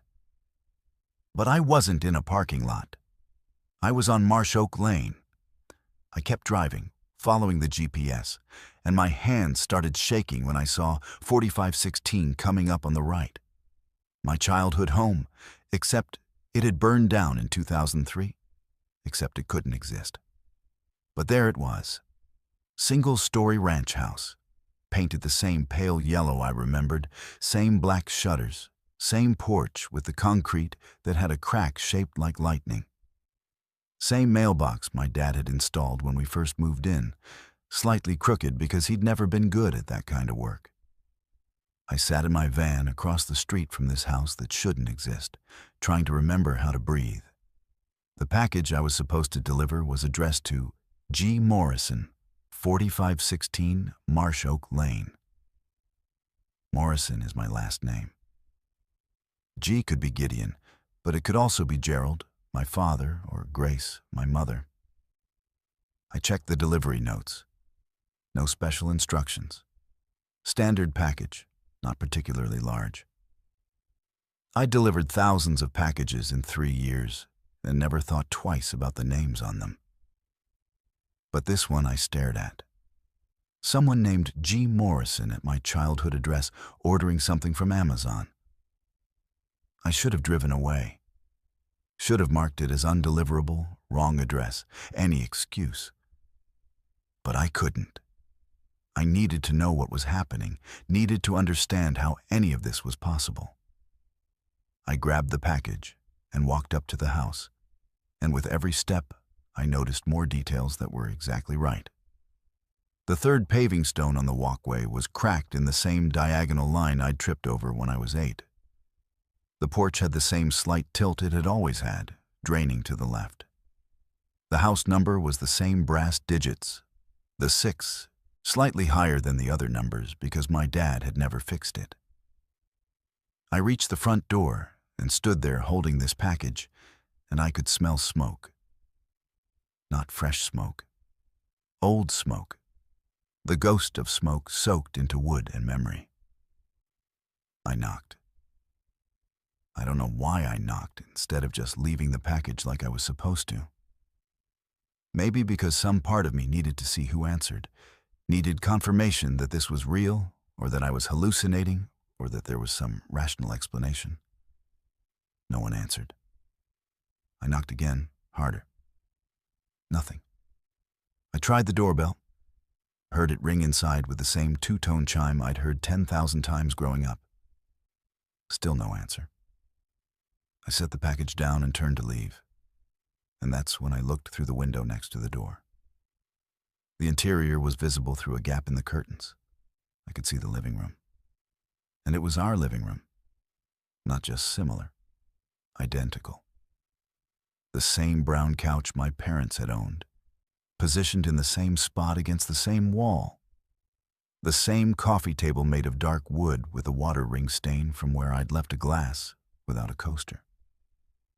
The same entertainment center, same TV that had been modern in 1999.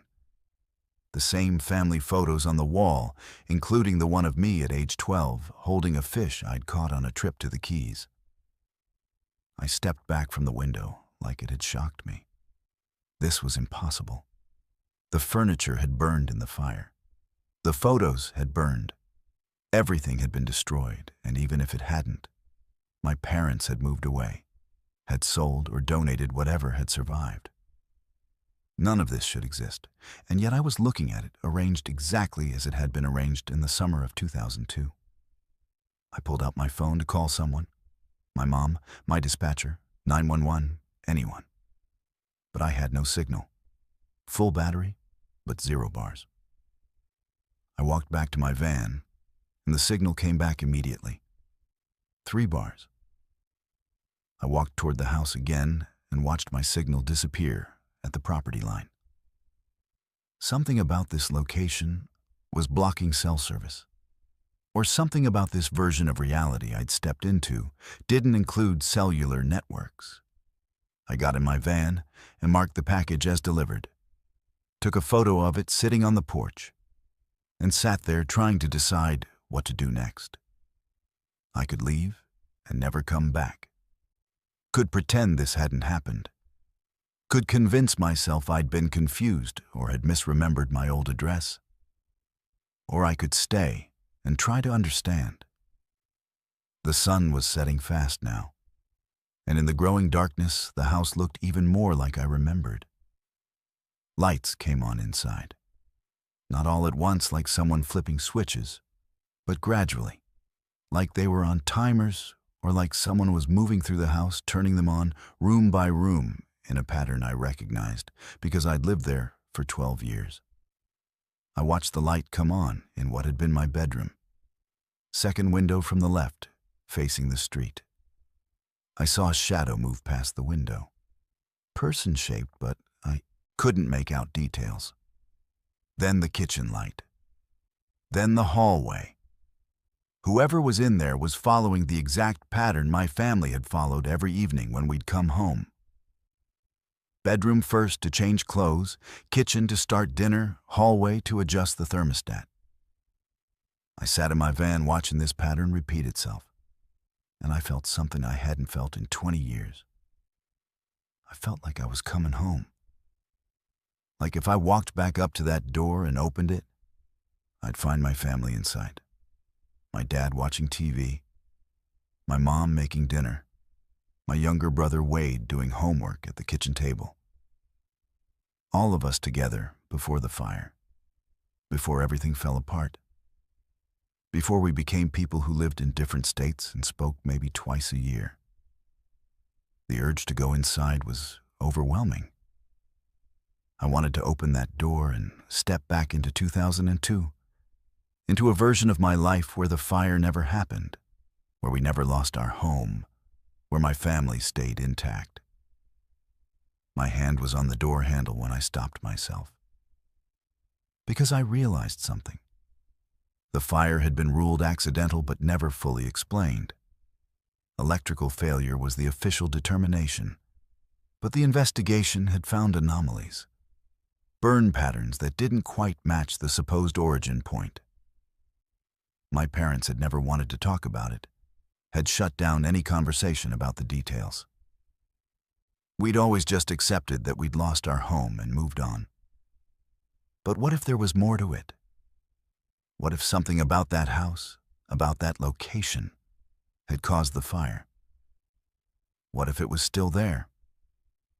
I pulled my hand back from the door handle and instead drove away. I drove slowly, watching the house in my rearview mirror until I turned the corner. And the moment I lost sight of it, everything changed. The street I was on was suddenly different. The old houses were gone.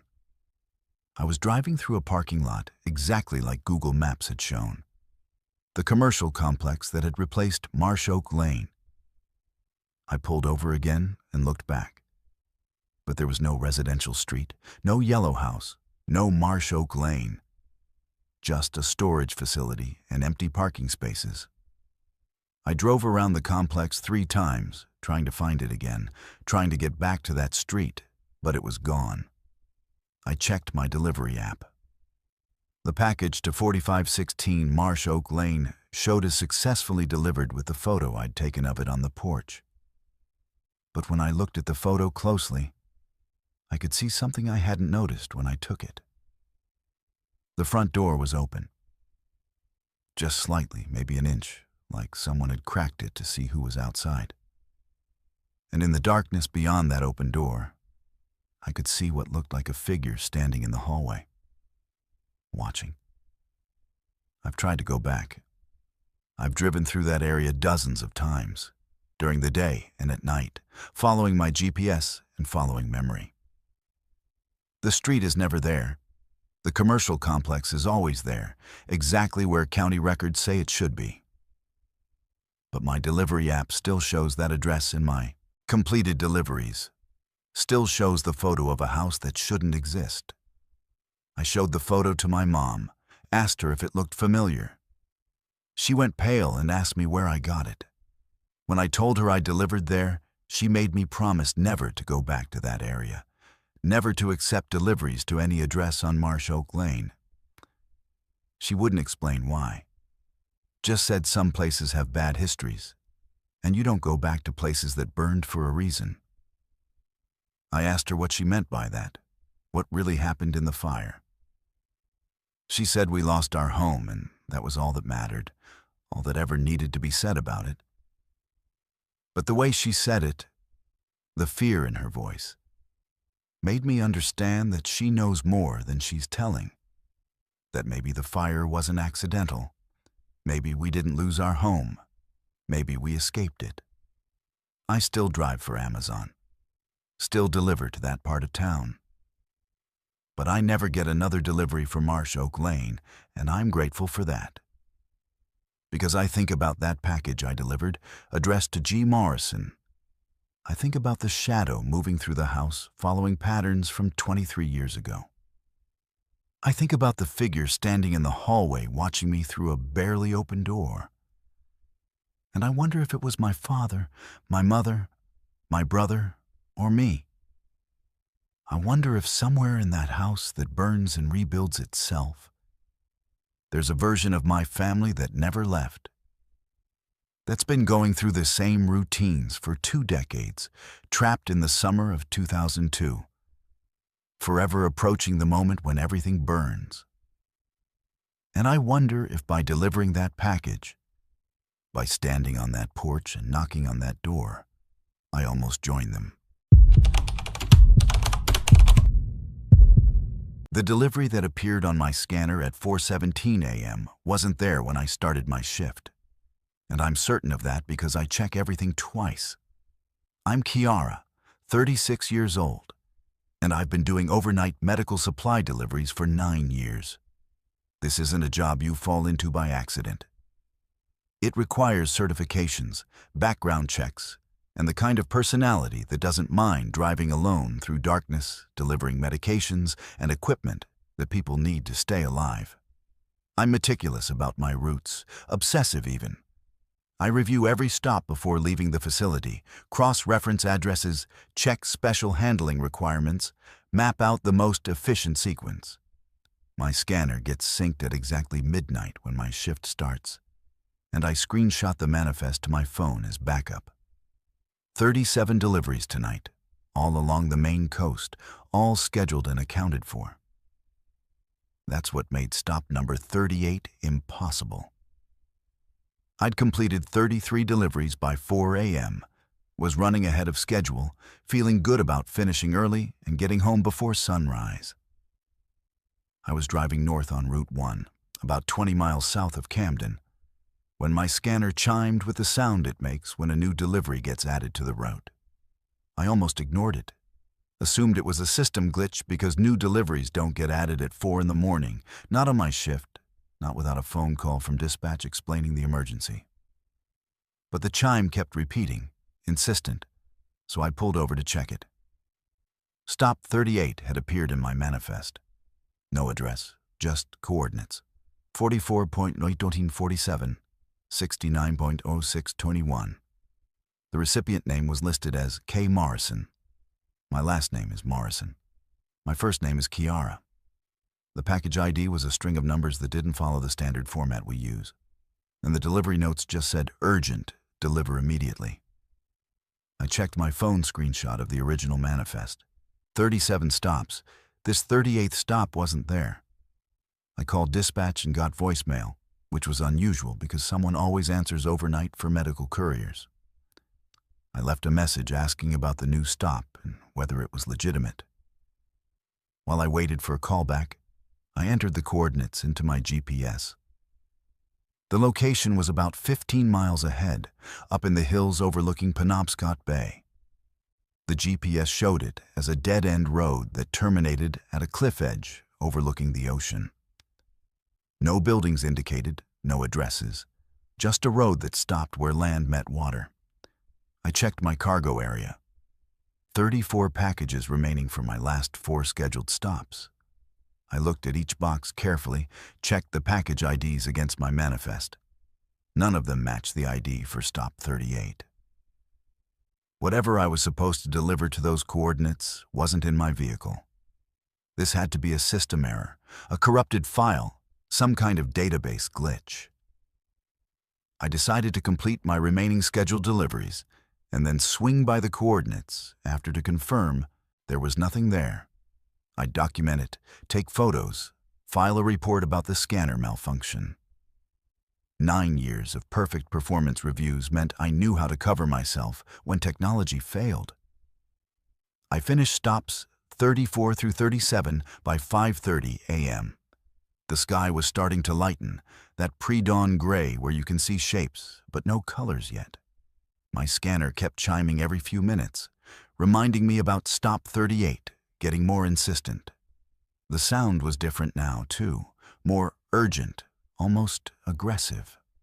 I muted it and drove toward the coordinates, following my GPS up into the hills on roads that got progressively narrower and rougher.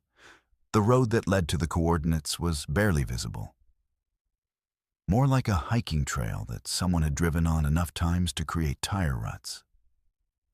The GPS said 0.2 miles to destination, and I could see the road ended ahead at what looked like a small clearing. I drove slowly, branches scraping my van, until I emerged into a space about 40 feet across where the road just stopped at a rocky cliff edge. Penobscot Bay stretched out below in the growing dawn light. Fog rolling across dark water. Lighthouse beam visible in the distance. There was a car parked at the cliff edge. A sedan, engine running, driver's door open, headlights on, pointing toward the drop-off. The car looked familiar in a way I couldn't immediately place, and then I realized why. It was the same make, model, and color as my personal car. Not just similar, identical. Same year, same trim level, same aftermarket roof rack I'd installed. I parked my van and got out, and I could hear the sedan's engine idling, could see exhaust visible in the cold morning air. I approached slowly, irrationally nervous, and looked inside. The interior was empty. No driver, no passengers. Keys in the ignition, radio playing the same station I listened to. And sitting on the driver's seat was a package. Medium-sized box addressed to Kiara Morrison at coordinates that matched this exact location. The package ID matched the one in my scanner for stop 38. I stood there in the pre-dawn cold trying to understand the logistics of what I was seeing. Someone had driven my car, or a car identical to mine, to these specific coordinates. Someone had left the engine running and the door open. Someone had placed a package addressed to me using my full name, with a package ID that had appeared in my work scanner hours ago. And someone knew I'd come here to find it. I didn't touch the package immediately. I walked around the car, looking for any differences between it and my personal vehicle. The license plate was different, registered to Maine, but not my plate number. The interior had the same fast food receipts I'd been meaning to clean out of my car. The same air freshener hanging from the rearview mirror. The same coffee stain on the passenger seat from when I'd hit a pothole last week. This wasn't just the same model car. This was Somehow my car, or a perfect duplicate of it down to the smallest details. I checked my phone to call the police, but I had no signal up here. I walked back to the package on the driver's seat. The return address was listed as my home address. The shipping date was today's date. The package had supposedly been shipped from my house to these coordinates this morning, which was impossible because I'd been at work since midnight. I picked it up. It was heavy, dense, like something metal inside. I shook it gently and heard no movement, just solid weight. There was no note, no explanation, nothing except my name and this location. My scanner chimed. I looked at it. Stop 38 was now marked as driver arrived, deliver package. But I was holding the package. I was supposed to deliver it, but it was addressed to me at the location where I currently stood. How do you deliver a package to yourself at a place where you already are? I set the package back on the driver's seat and returned to my van, thinking I'd just leave, report this to the police from somewhere with cell signal, let them figure it out. But when I tried to start my van, nothing happened. Dead battery, which made no sense because it had been running fine seconds ago. I checked the battery connections. Everything looked normal. I tried again. Nothing. The sedan behind me continued idling. Door still open. Package still sitting on the seat. I stood between the two vehicles in that clearing as dawn broke fully, fog starting to burn off the bay below. And I realized I was being given a choice.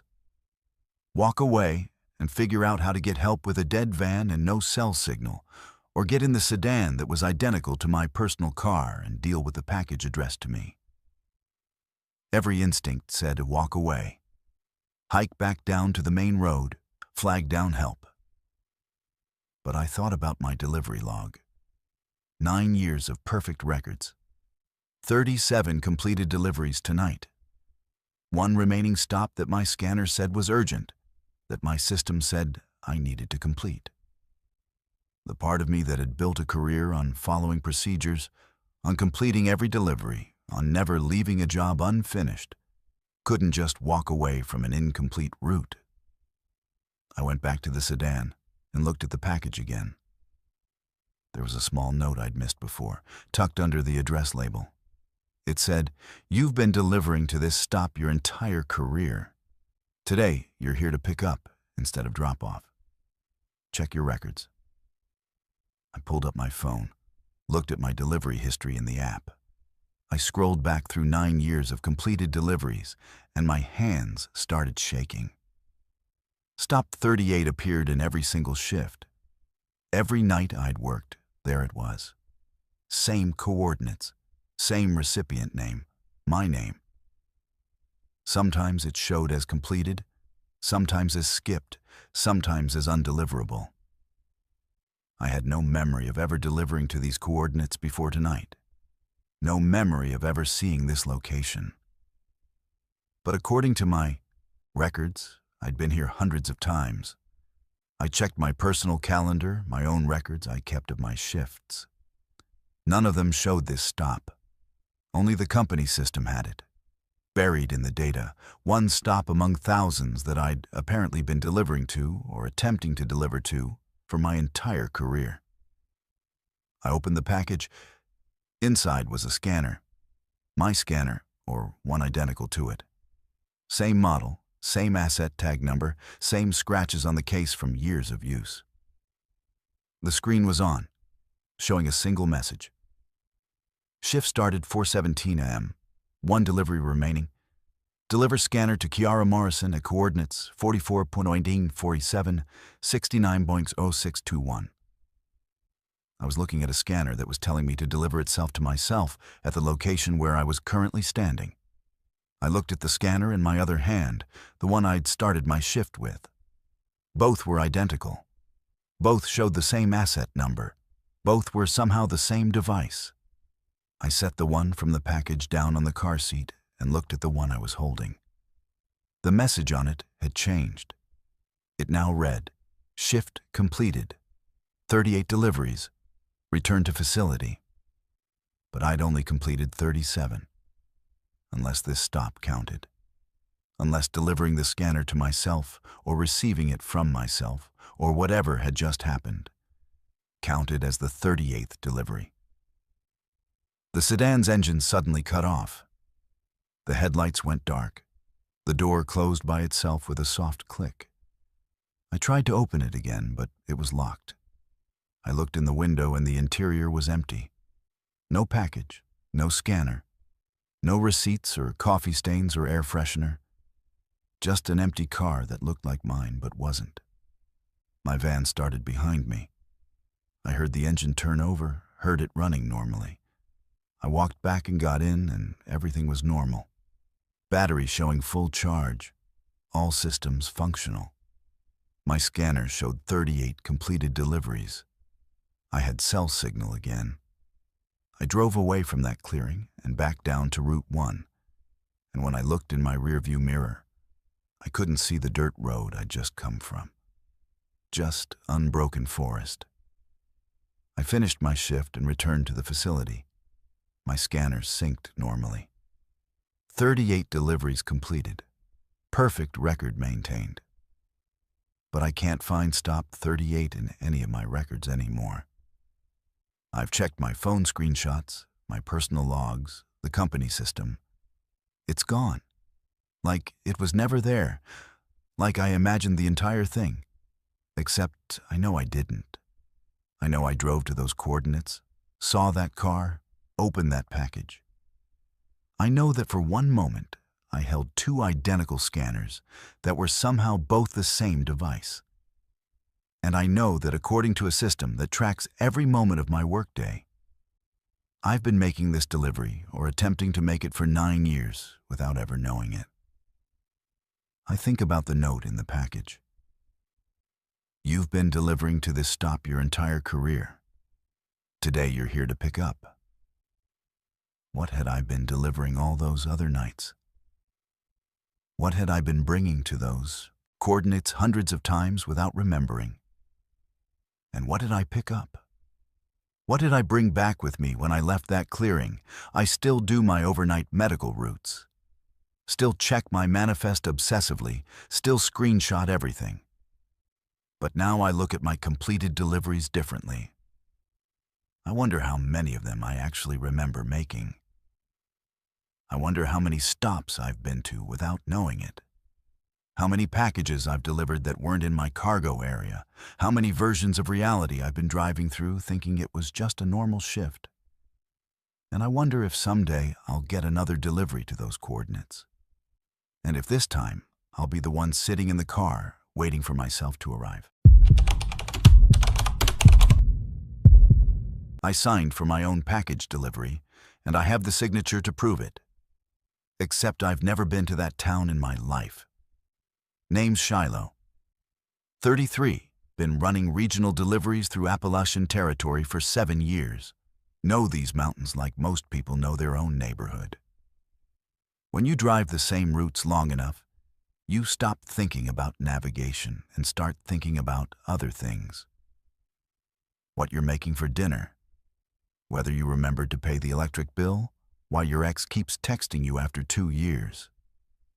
That autopilot mode is usually fine until it isn't. Until you take a turn you've taken 100 times before and somehow end up somewhere you've never been. That's what happened on June 18th during a thunderstorm that turned afternoon into midnight. And I'm still trying to understand what it means that I found evidence of myself in a place I'm certain I've never visited. The storm rolled in fast the way they do in the mountains. 1 minute clear skies, and the next minute the world turns black and water comes down like someone opened a dam overhead. I was about 40 minutes into a route that should have taken 3 hours total, had 60 packages in the back of my truck, was running exactly on schedule. The rain hit so hard I could barely see 10 feet in front of me. Had to slow to maybe 15 miles per hour just to stay on the road. Lightning was constant, thunder shaking my truck, The kind of storm where you start thinking about pulling over and waiting it out, except there's nowhere to pull over on these narrow mountain roads. You just keep driving and hope for the best. I came to an intersection I've driven through probably 300 times, where Route 19 intersects with County Road 47, and I needed to stay straight on 19. But there was a tree down, completely blocking the road, fresh from the storm. I could see where lightning had struck it. Could smell the burnt wood even through my closed windows. I had to detour.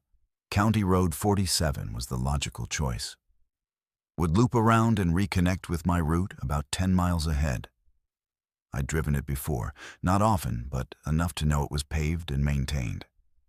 I turned right, and immediately the storm seemed to get worse. Rain so heavy my wipers couldn't keep up even on maximum speed.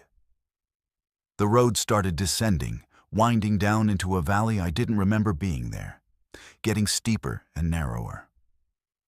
I checked my GPS, but it had frozen, just showing a spinning loading icon. No cell signal either, which wasn't unusual in these mountains, but the timing was inconvenient. I kept driving because what else was I going to do? Turn around on a road barely wide enough for my truck and try to go back uphill in this storm? Forward was the only option.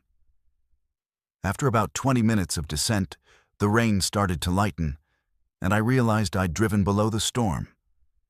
The valley I'd entered had clearer weather, overcast but not pouring, visibility returning, and I saw the town. Didn't recognize it, which should have been my first warning because I know every town within 100 miles of my regular routes. This place wasn't on my mental map.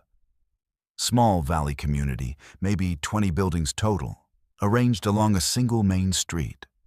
Old architecture, the kind you see in towns that were founded in the 1800s and never quite updated.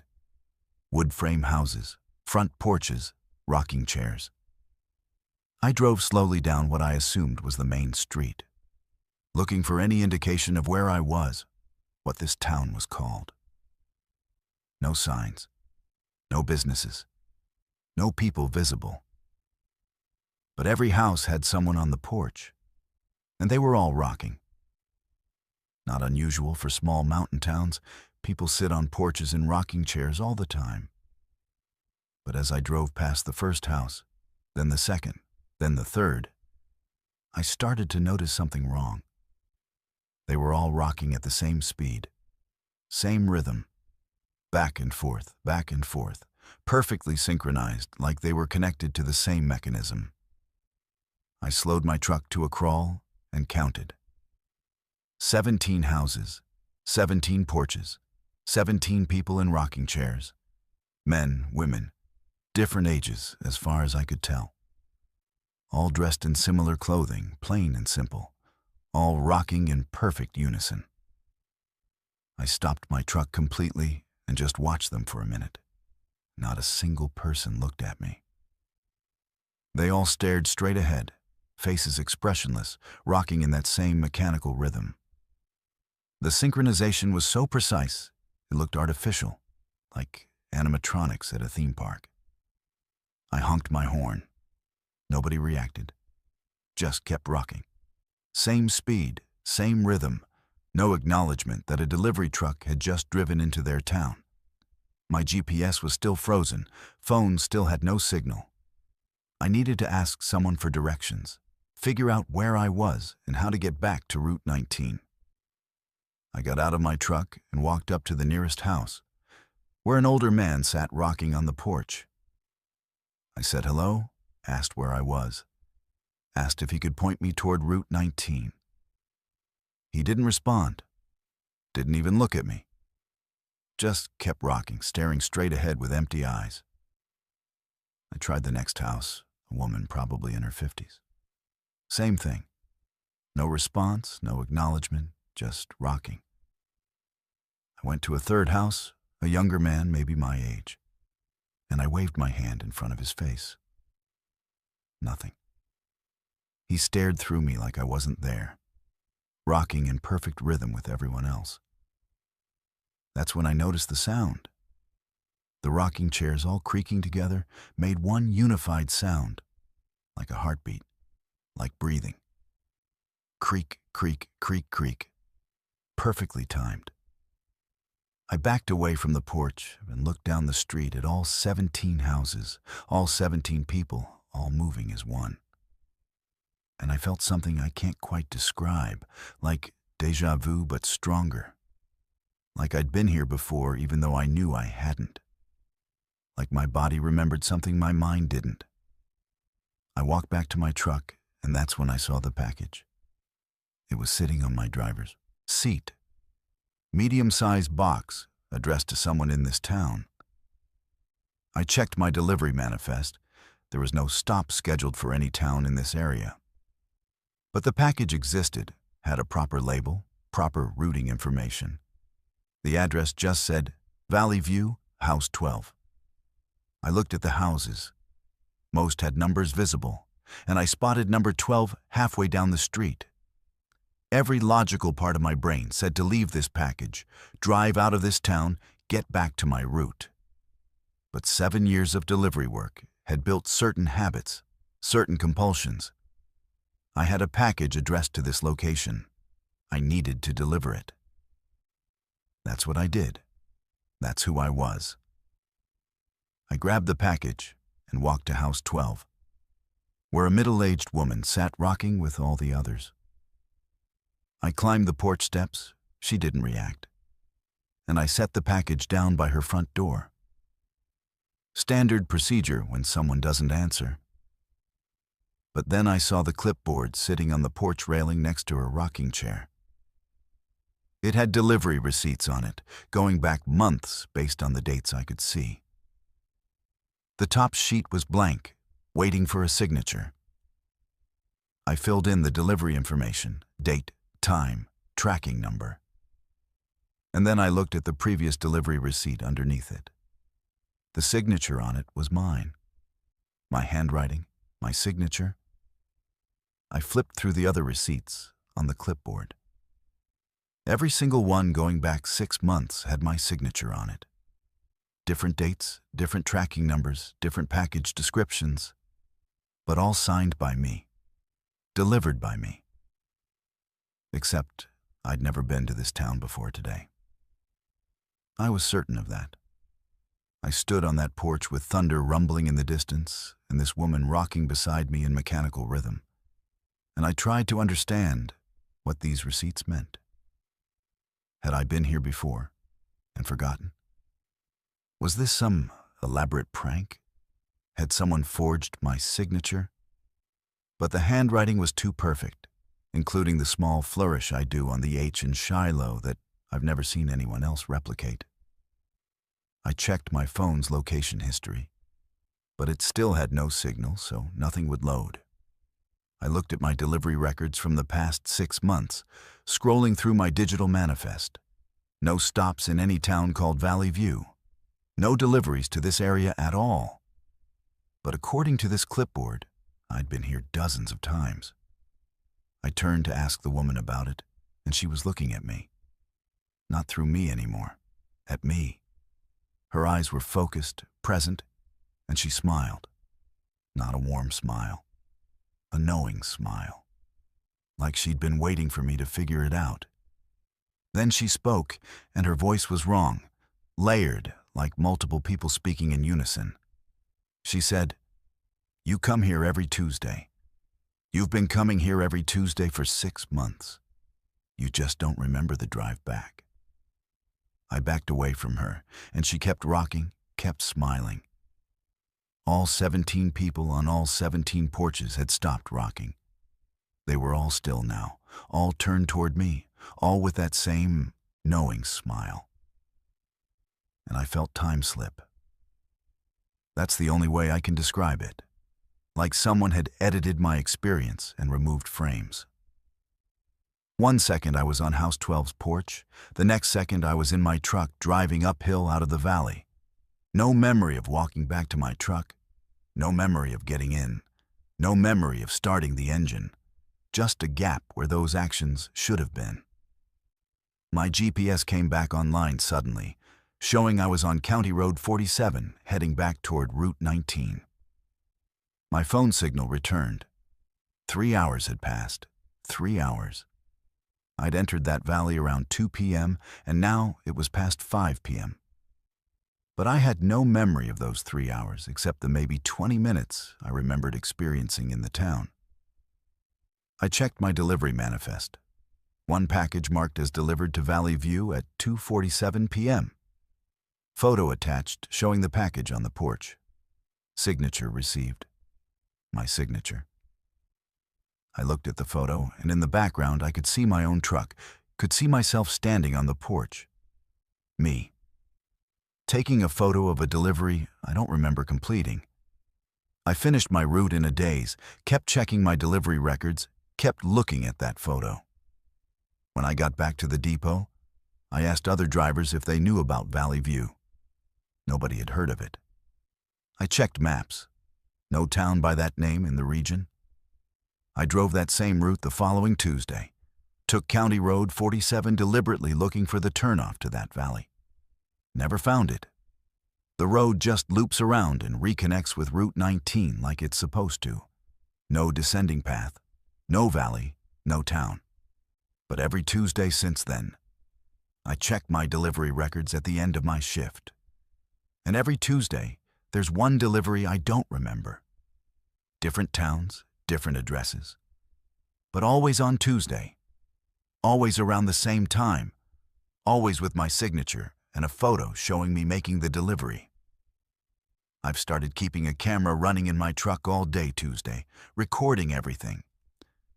But when I review the footage, there are gaps. Hours where the camera appears to have been off, though I never turned it off. And in those gaps, according to my records, I'm making deliveries. I'm going places, signing receipts, taking photos, living a version of my Tuesday that I can't access or remember. I don't know if I'm losing time or gaining it, if I'm living one Tuesday or two every week. I don't know if there are other versions of my life happening in parallel, other routes I'm driving, other towns I'm visiting that I can't remember or prove exist. What I know is that every Tuesday I wake up with a sense of dread, wondering where I'll go that I won't remember, what I'll deliver, who I'll meet in my other life that runs alongside this one. And I know that somewhere in the Appalachian Mountains, there's a town where 17 people rock in perfect synchronization, where my signature appears on receipts for deliveries I don't remember making, where I've been going every Tuesday for months without knowing it. The worst part isn't the lost time. It's the question of what else I've forgotten.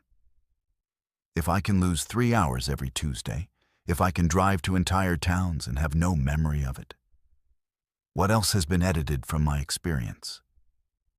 How much of my life is actually lived versus how much is just gaps I've filled in with assumptions? I still drive my routes, still make my deliveries, but I don't trust my own memory anymore. And every Tuesday, I check the receipts. 15 years is a long time to carry mail. But somehow it all comes down to this.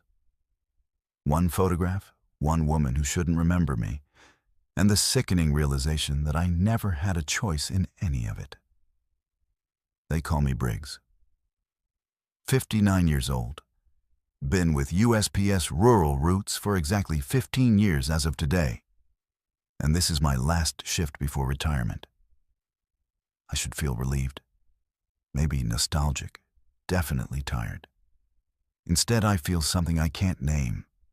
Something that started when I sorted my final route this morning and saw an address that made my hands stop moving. 8472 Windmill Ranch Road.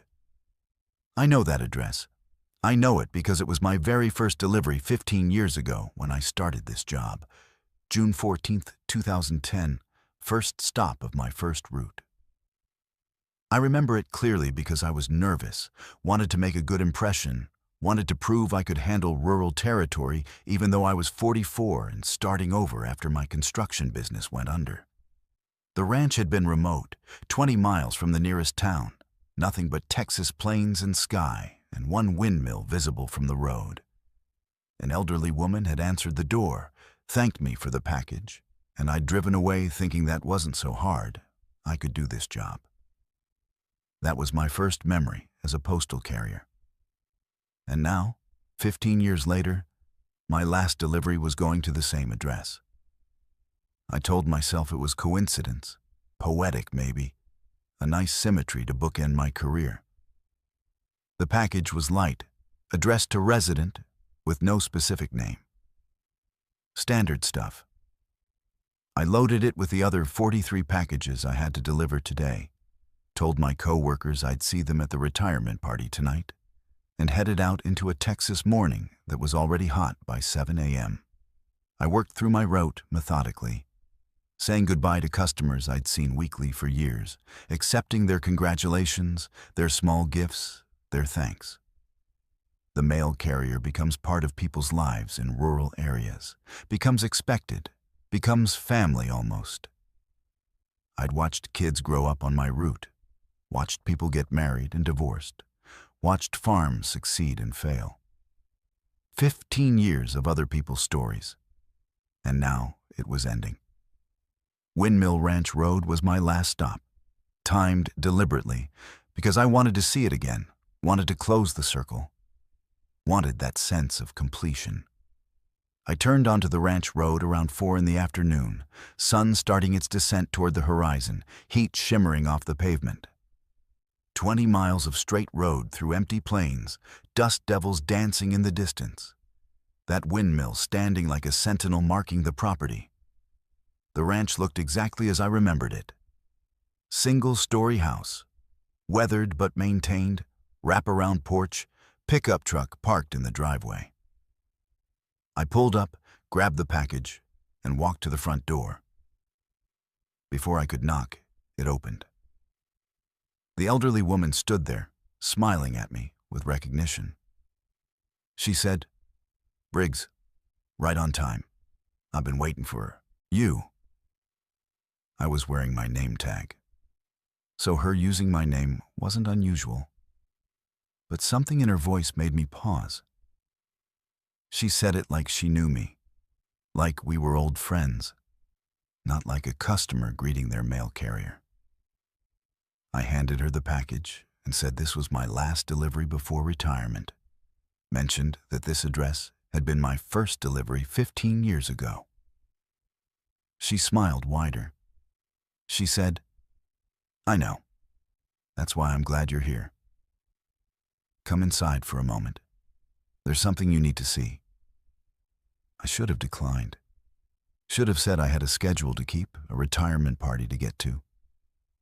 But something in her voice, some quality I can't describe, made me follow her inside.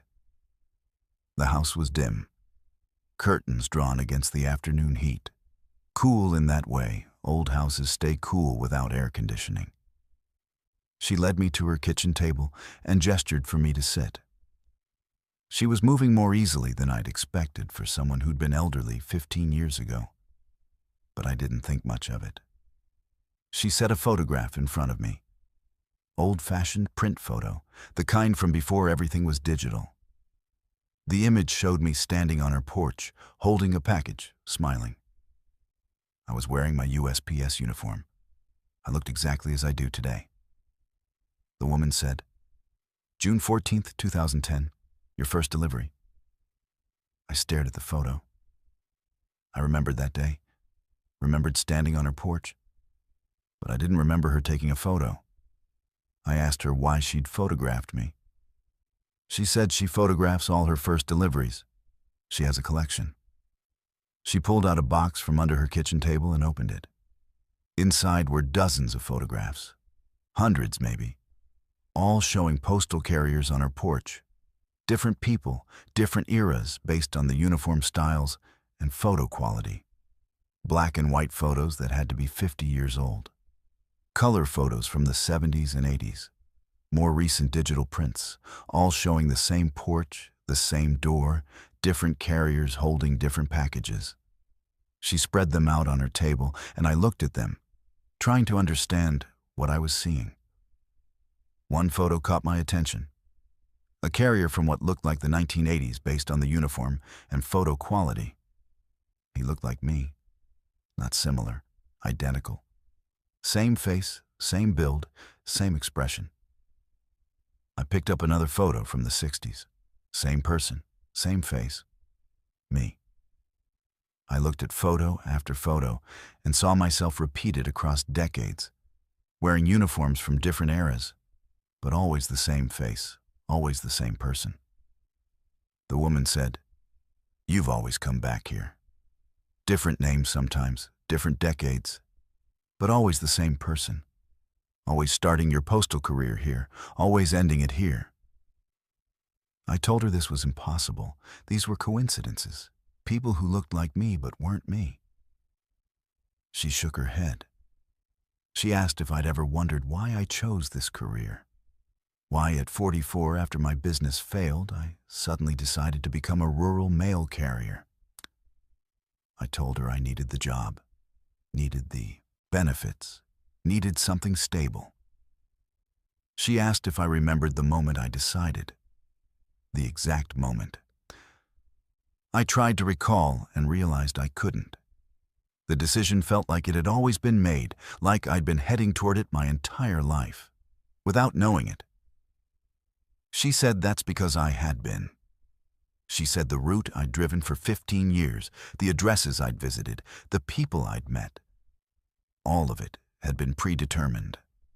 All of it leading to this moment right now where I'd complete the circle and start again. I stood up to leave. This was nonsense, some kind of dementia or confusion.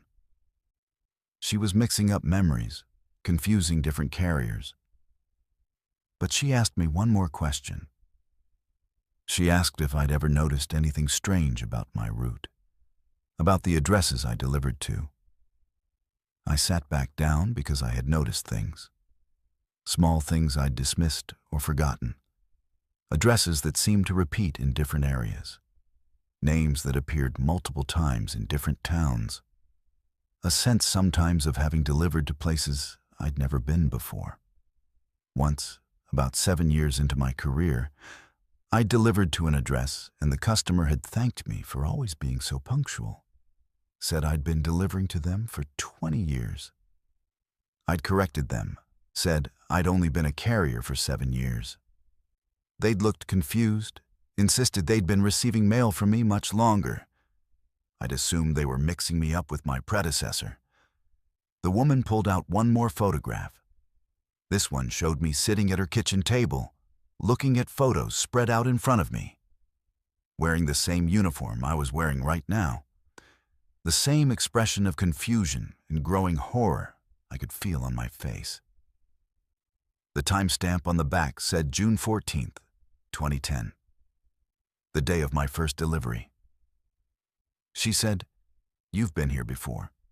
You're always here on your last day. And then you forget. And you start again. And in 15 years you come back. The circle completes itself every 15 years. You've been running the same route for longer than you know, living the same 15 years over and over." I looked at the photograph of myself sitting at this table, and I remembered. Not clearly, not fully, but enough. I remembered sitting here before. I remembered seeing these photos before. I remembered this conversation, this moment, this feeling of reality collapsing. And I remembered leaving, driving back to town, going to my retirement party, and then nothing. The memory stopped. And the next memory was June 14th, 2010, being 44 years old, starting my first day as a postal carrier, delivering my first package to this exact address. 15 years. The same 15 years. Over and over. How many times had I lived them? How many times had I sat at this table seeing evidence of my own repeated existence? The woman said she didn't know how many loops I'd completed. Her records only went back to the 1940s when her family bought this ranch. But there had been postal carriers before then. She said, "Some people get stuck in loops, living the same period over and over, and most never realize it. She said I was unusual because I kept coming back to the same address at the beginning and end, because I maintained just enough consistency that she could track me.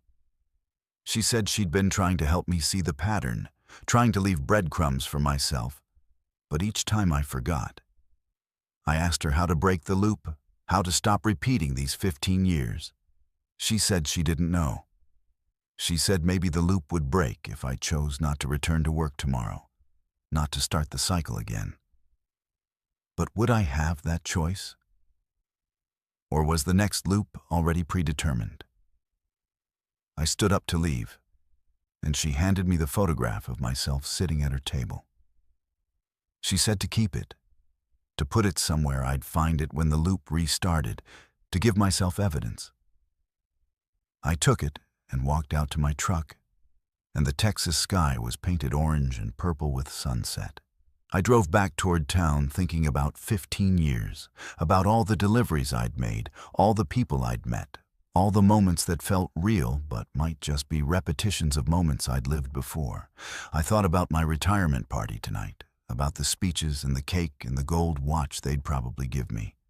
And I thought about tomorrow, about whether I'd wake up as a 59-year-old retiree or a 44-year-old starting a new job. I went to the party, smiled, accepted congratulations, gave a speech about how much the job had meant to me, how much I'd missed the route and the people. Everything felt hollow, performative, like I was acting in a play I'd performed too many times. My coworker Colin asked if I was okay, said I seemed distant. I told him I was just tired, just emotional about ending this chapter. He said he understood that retirement was a big change.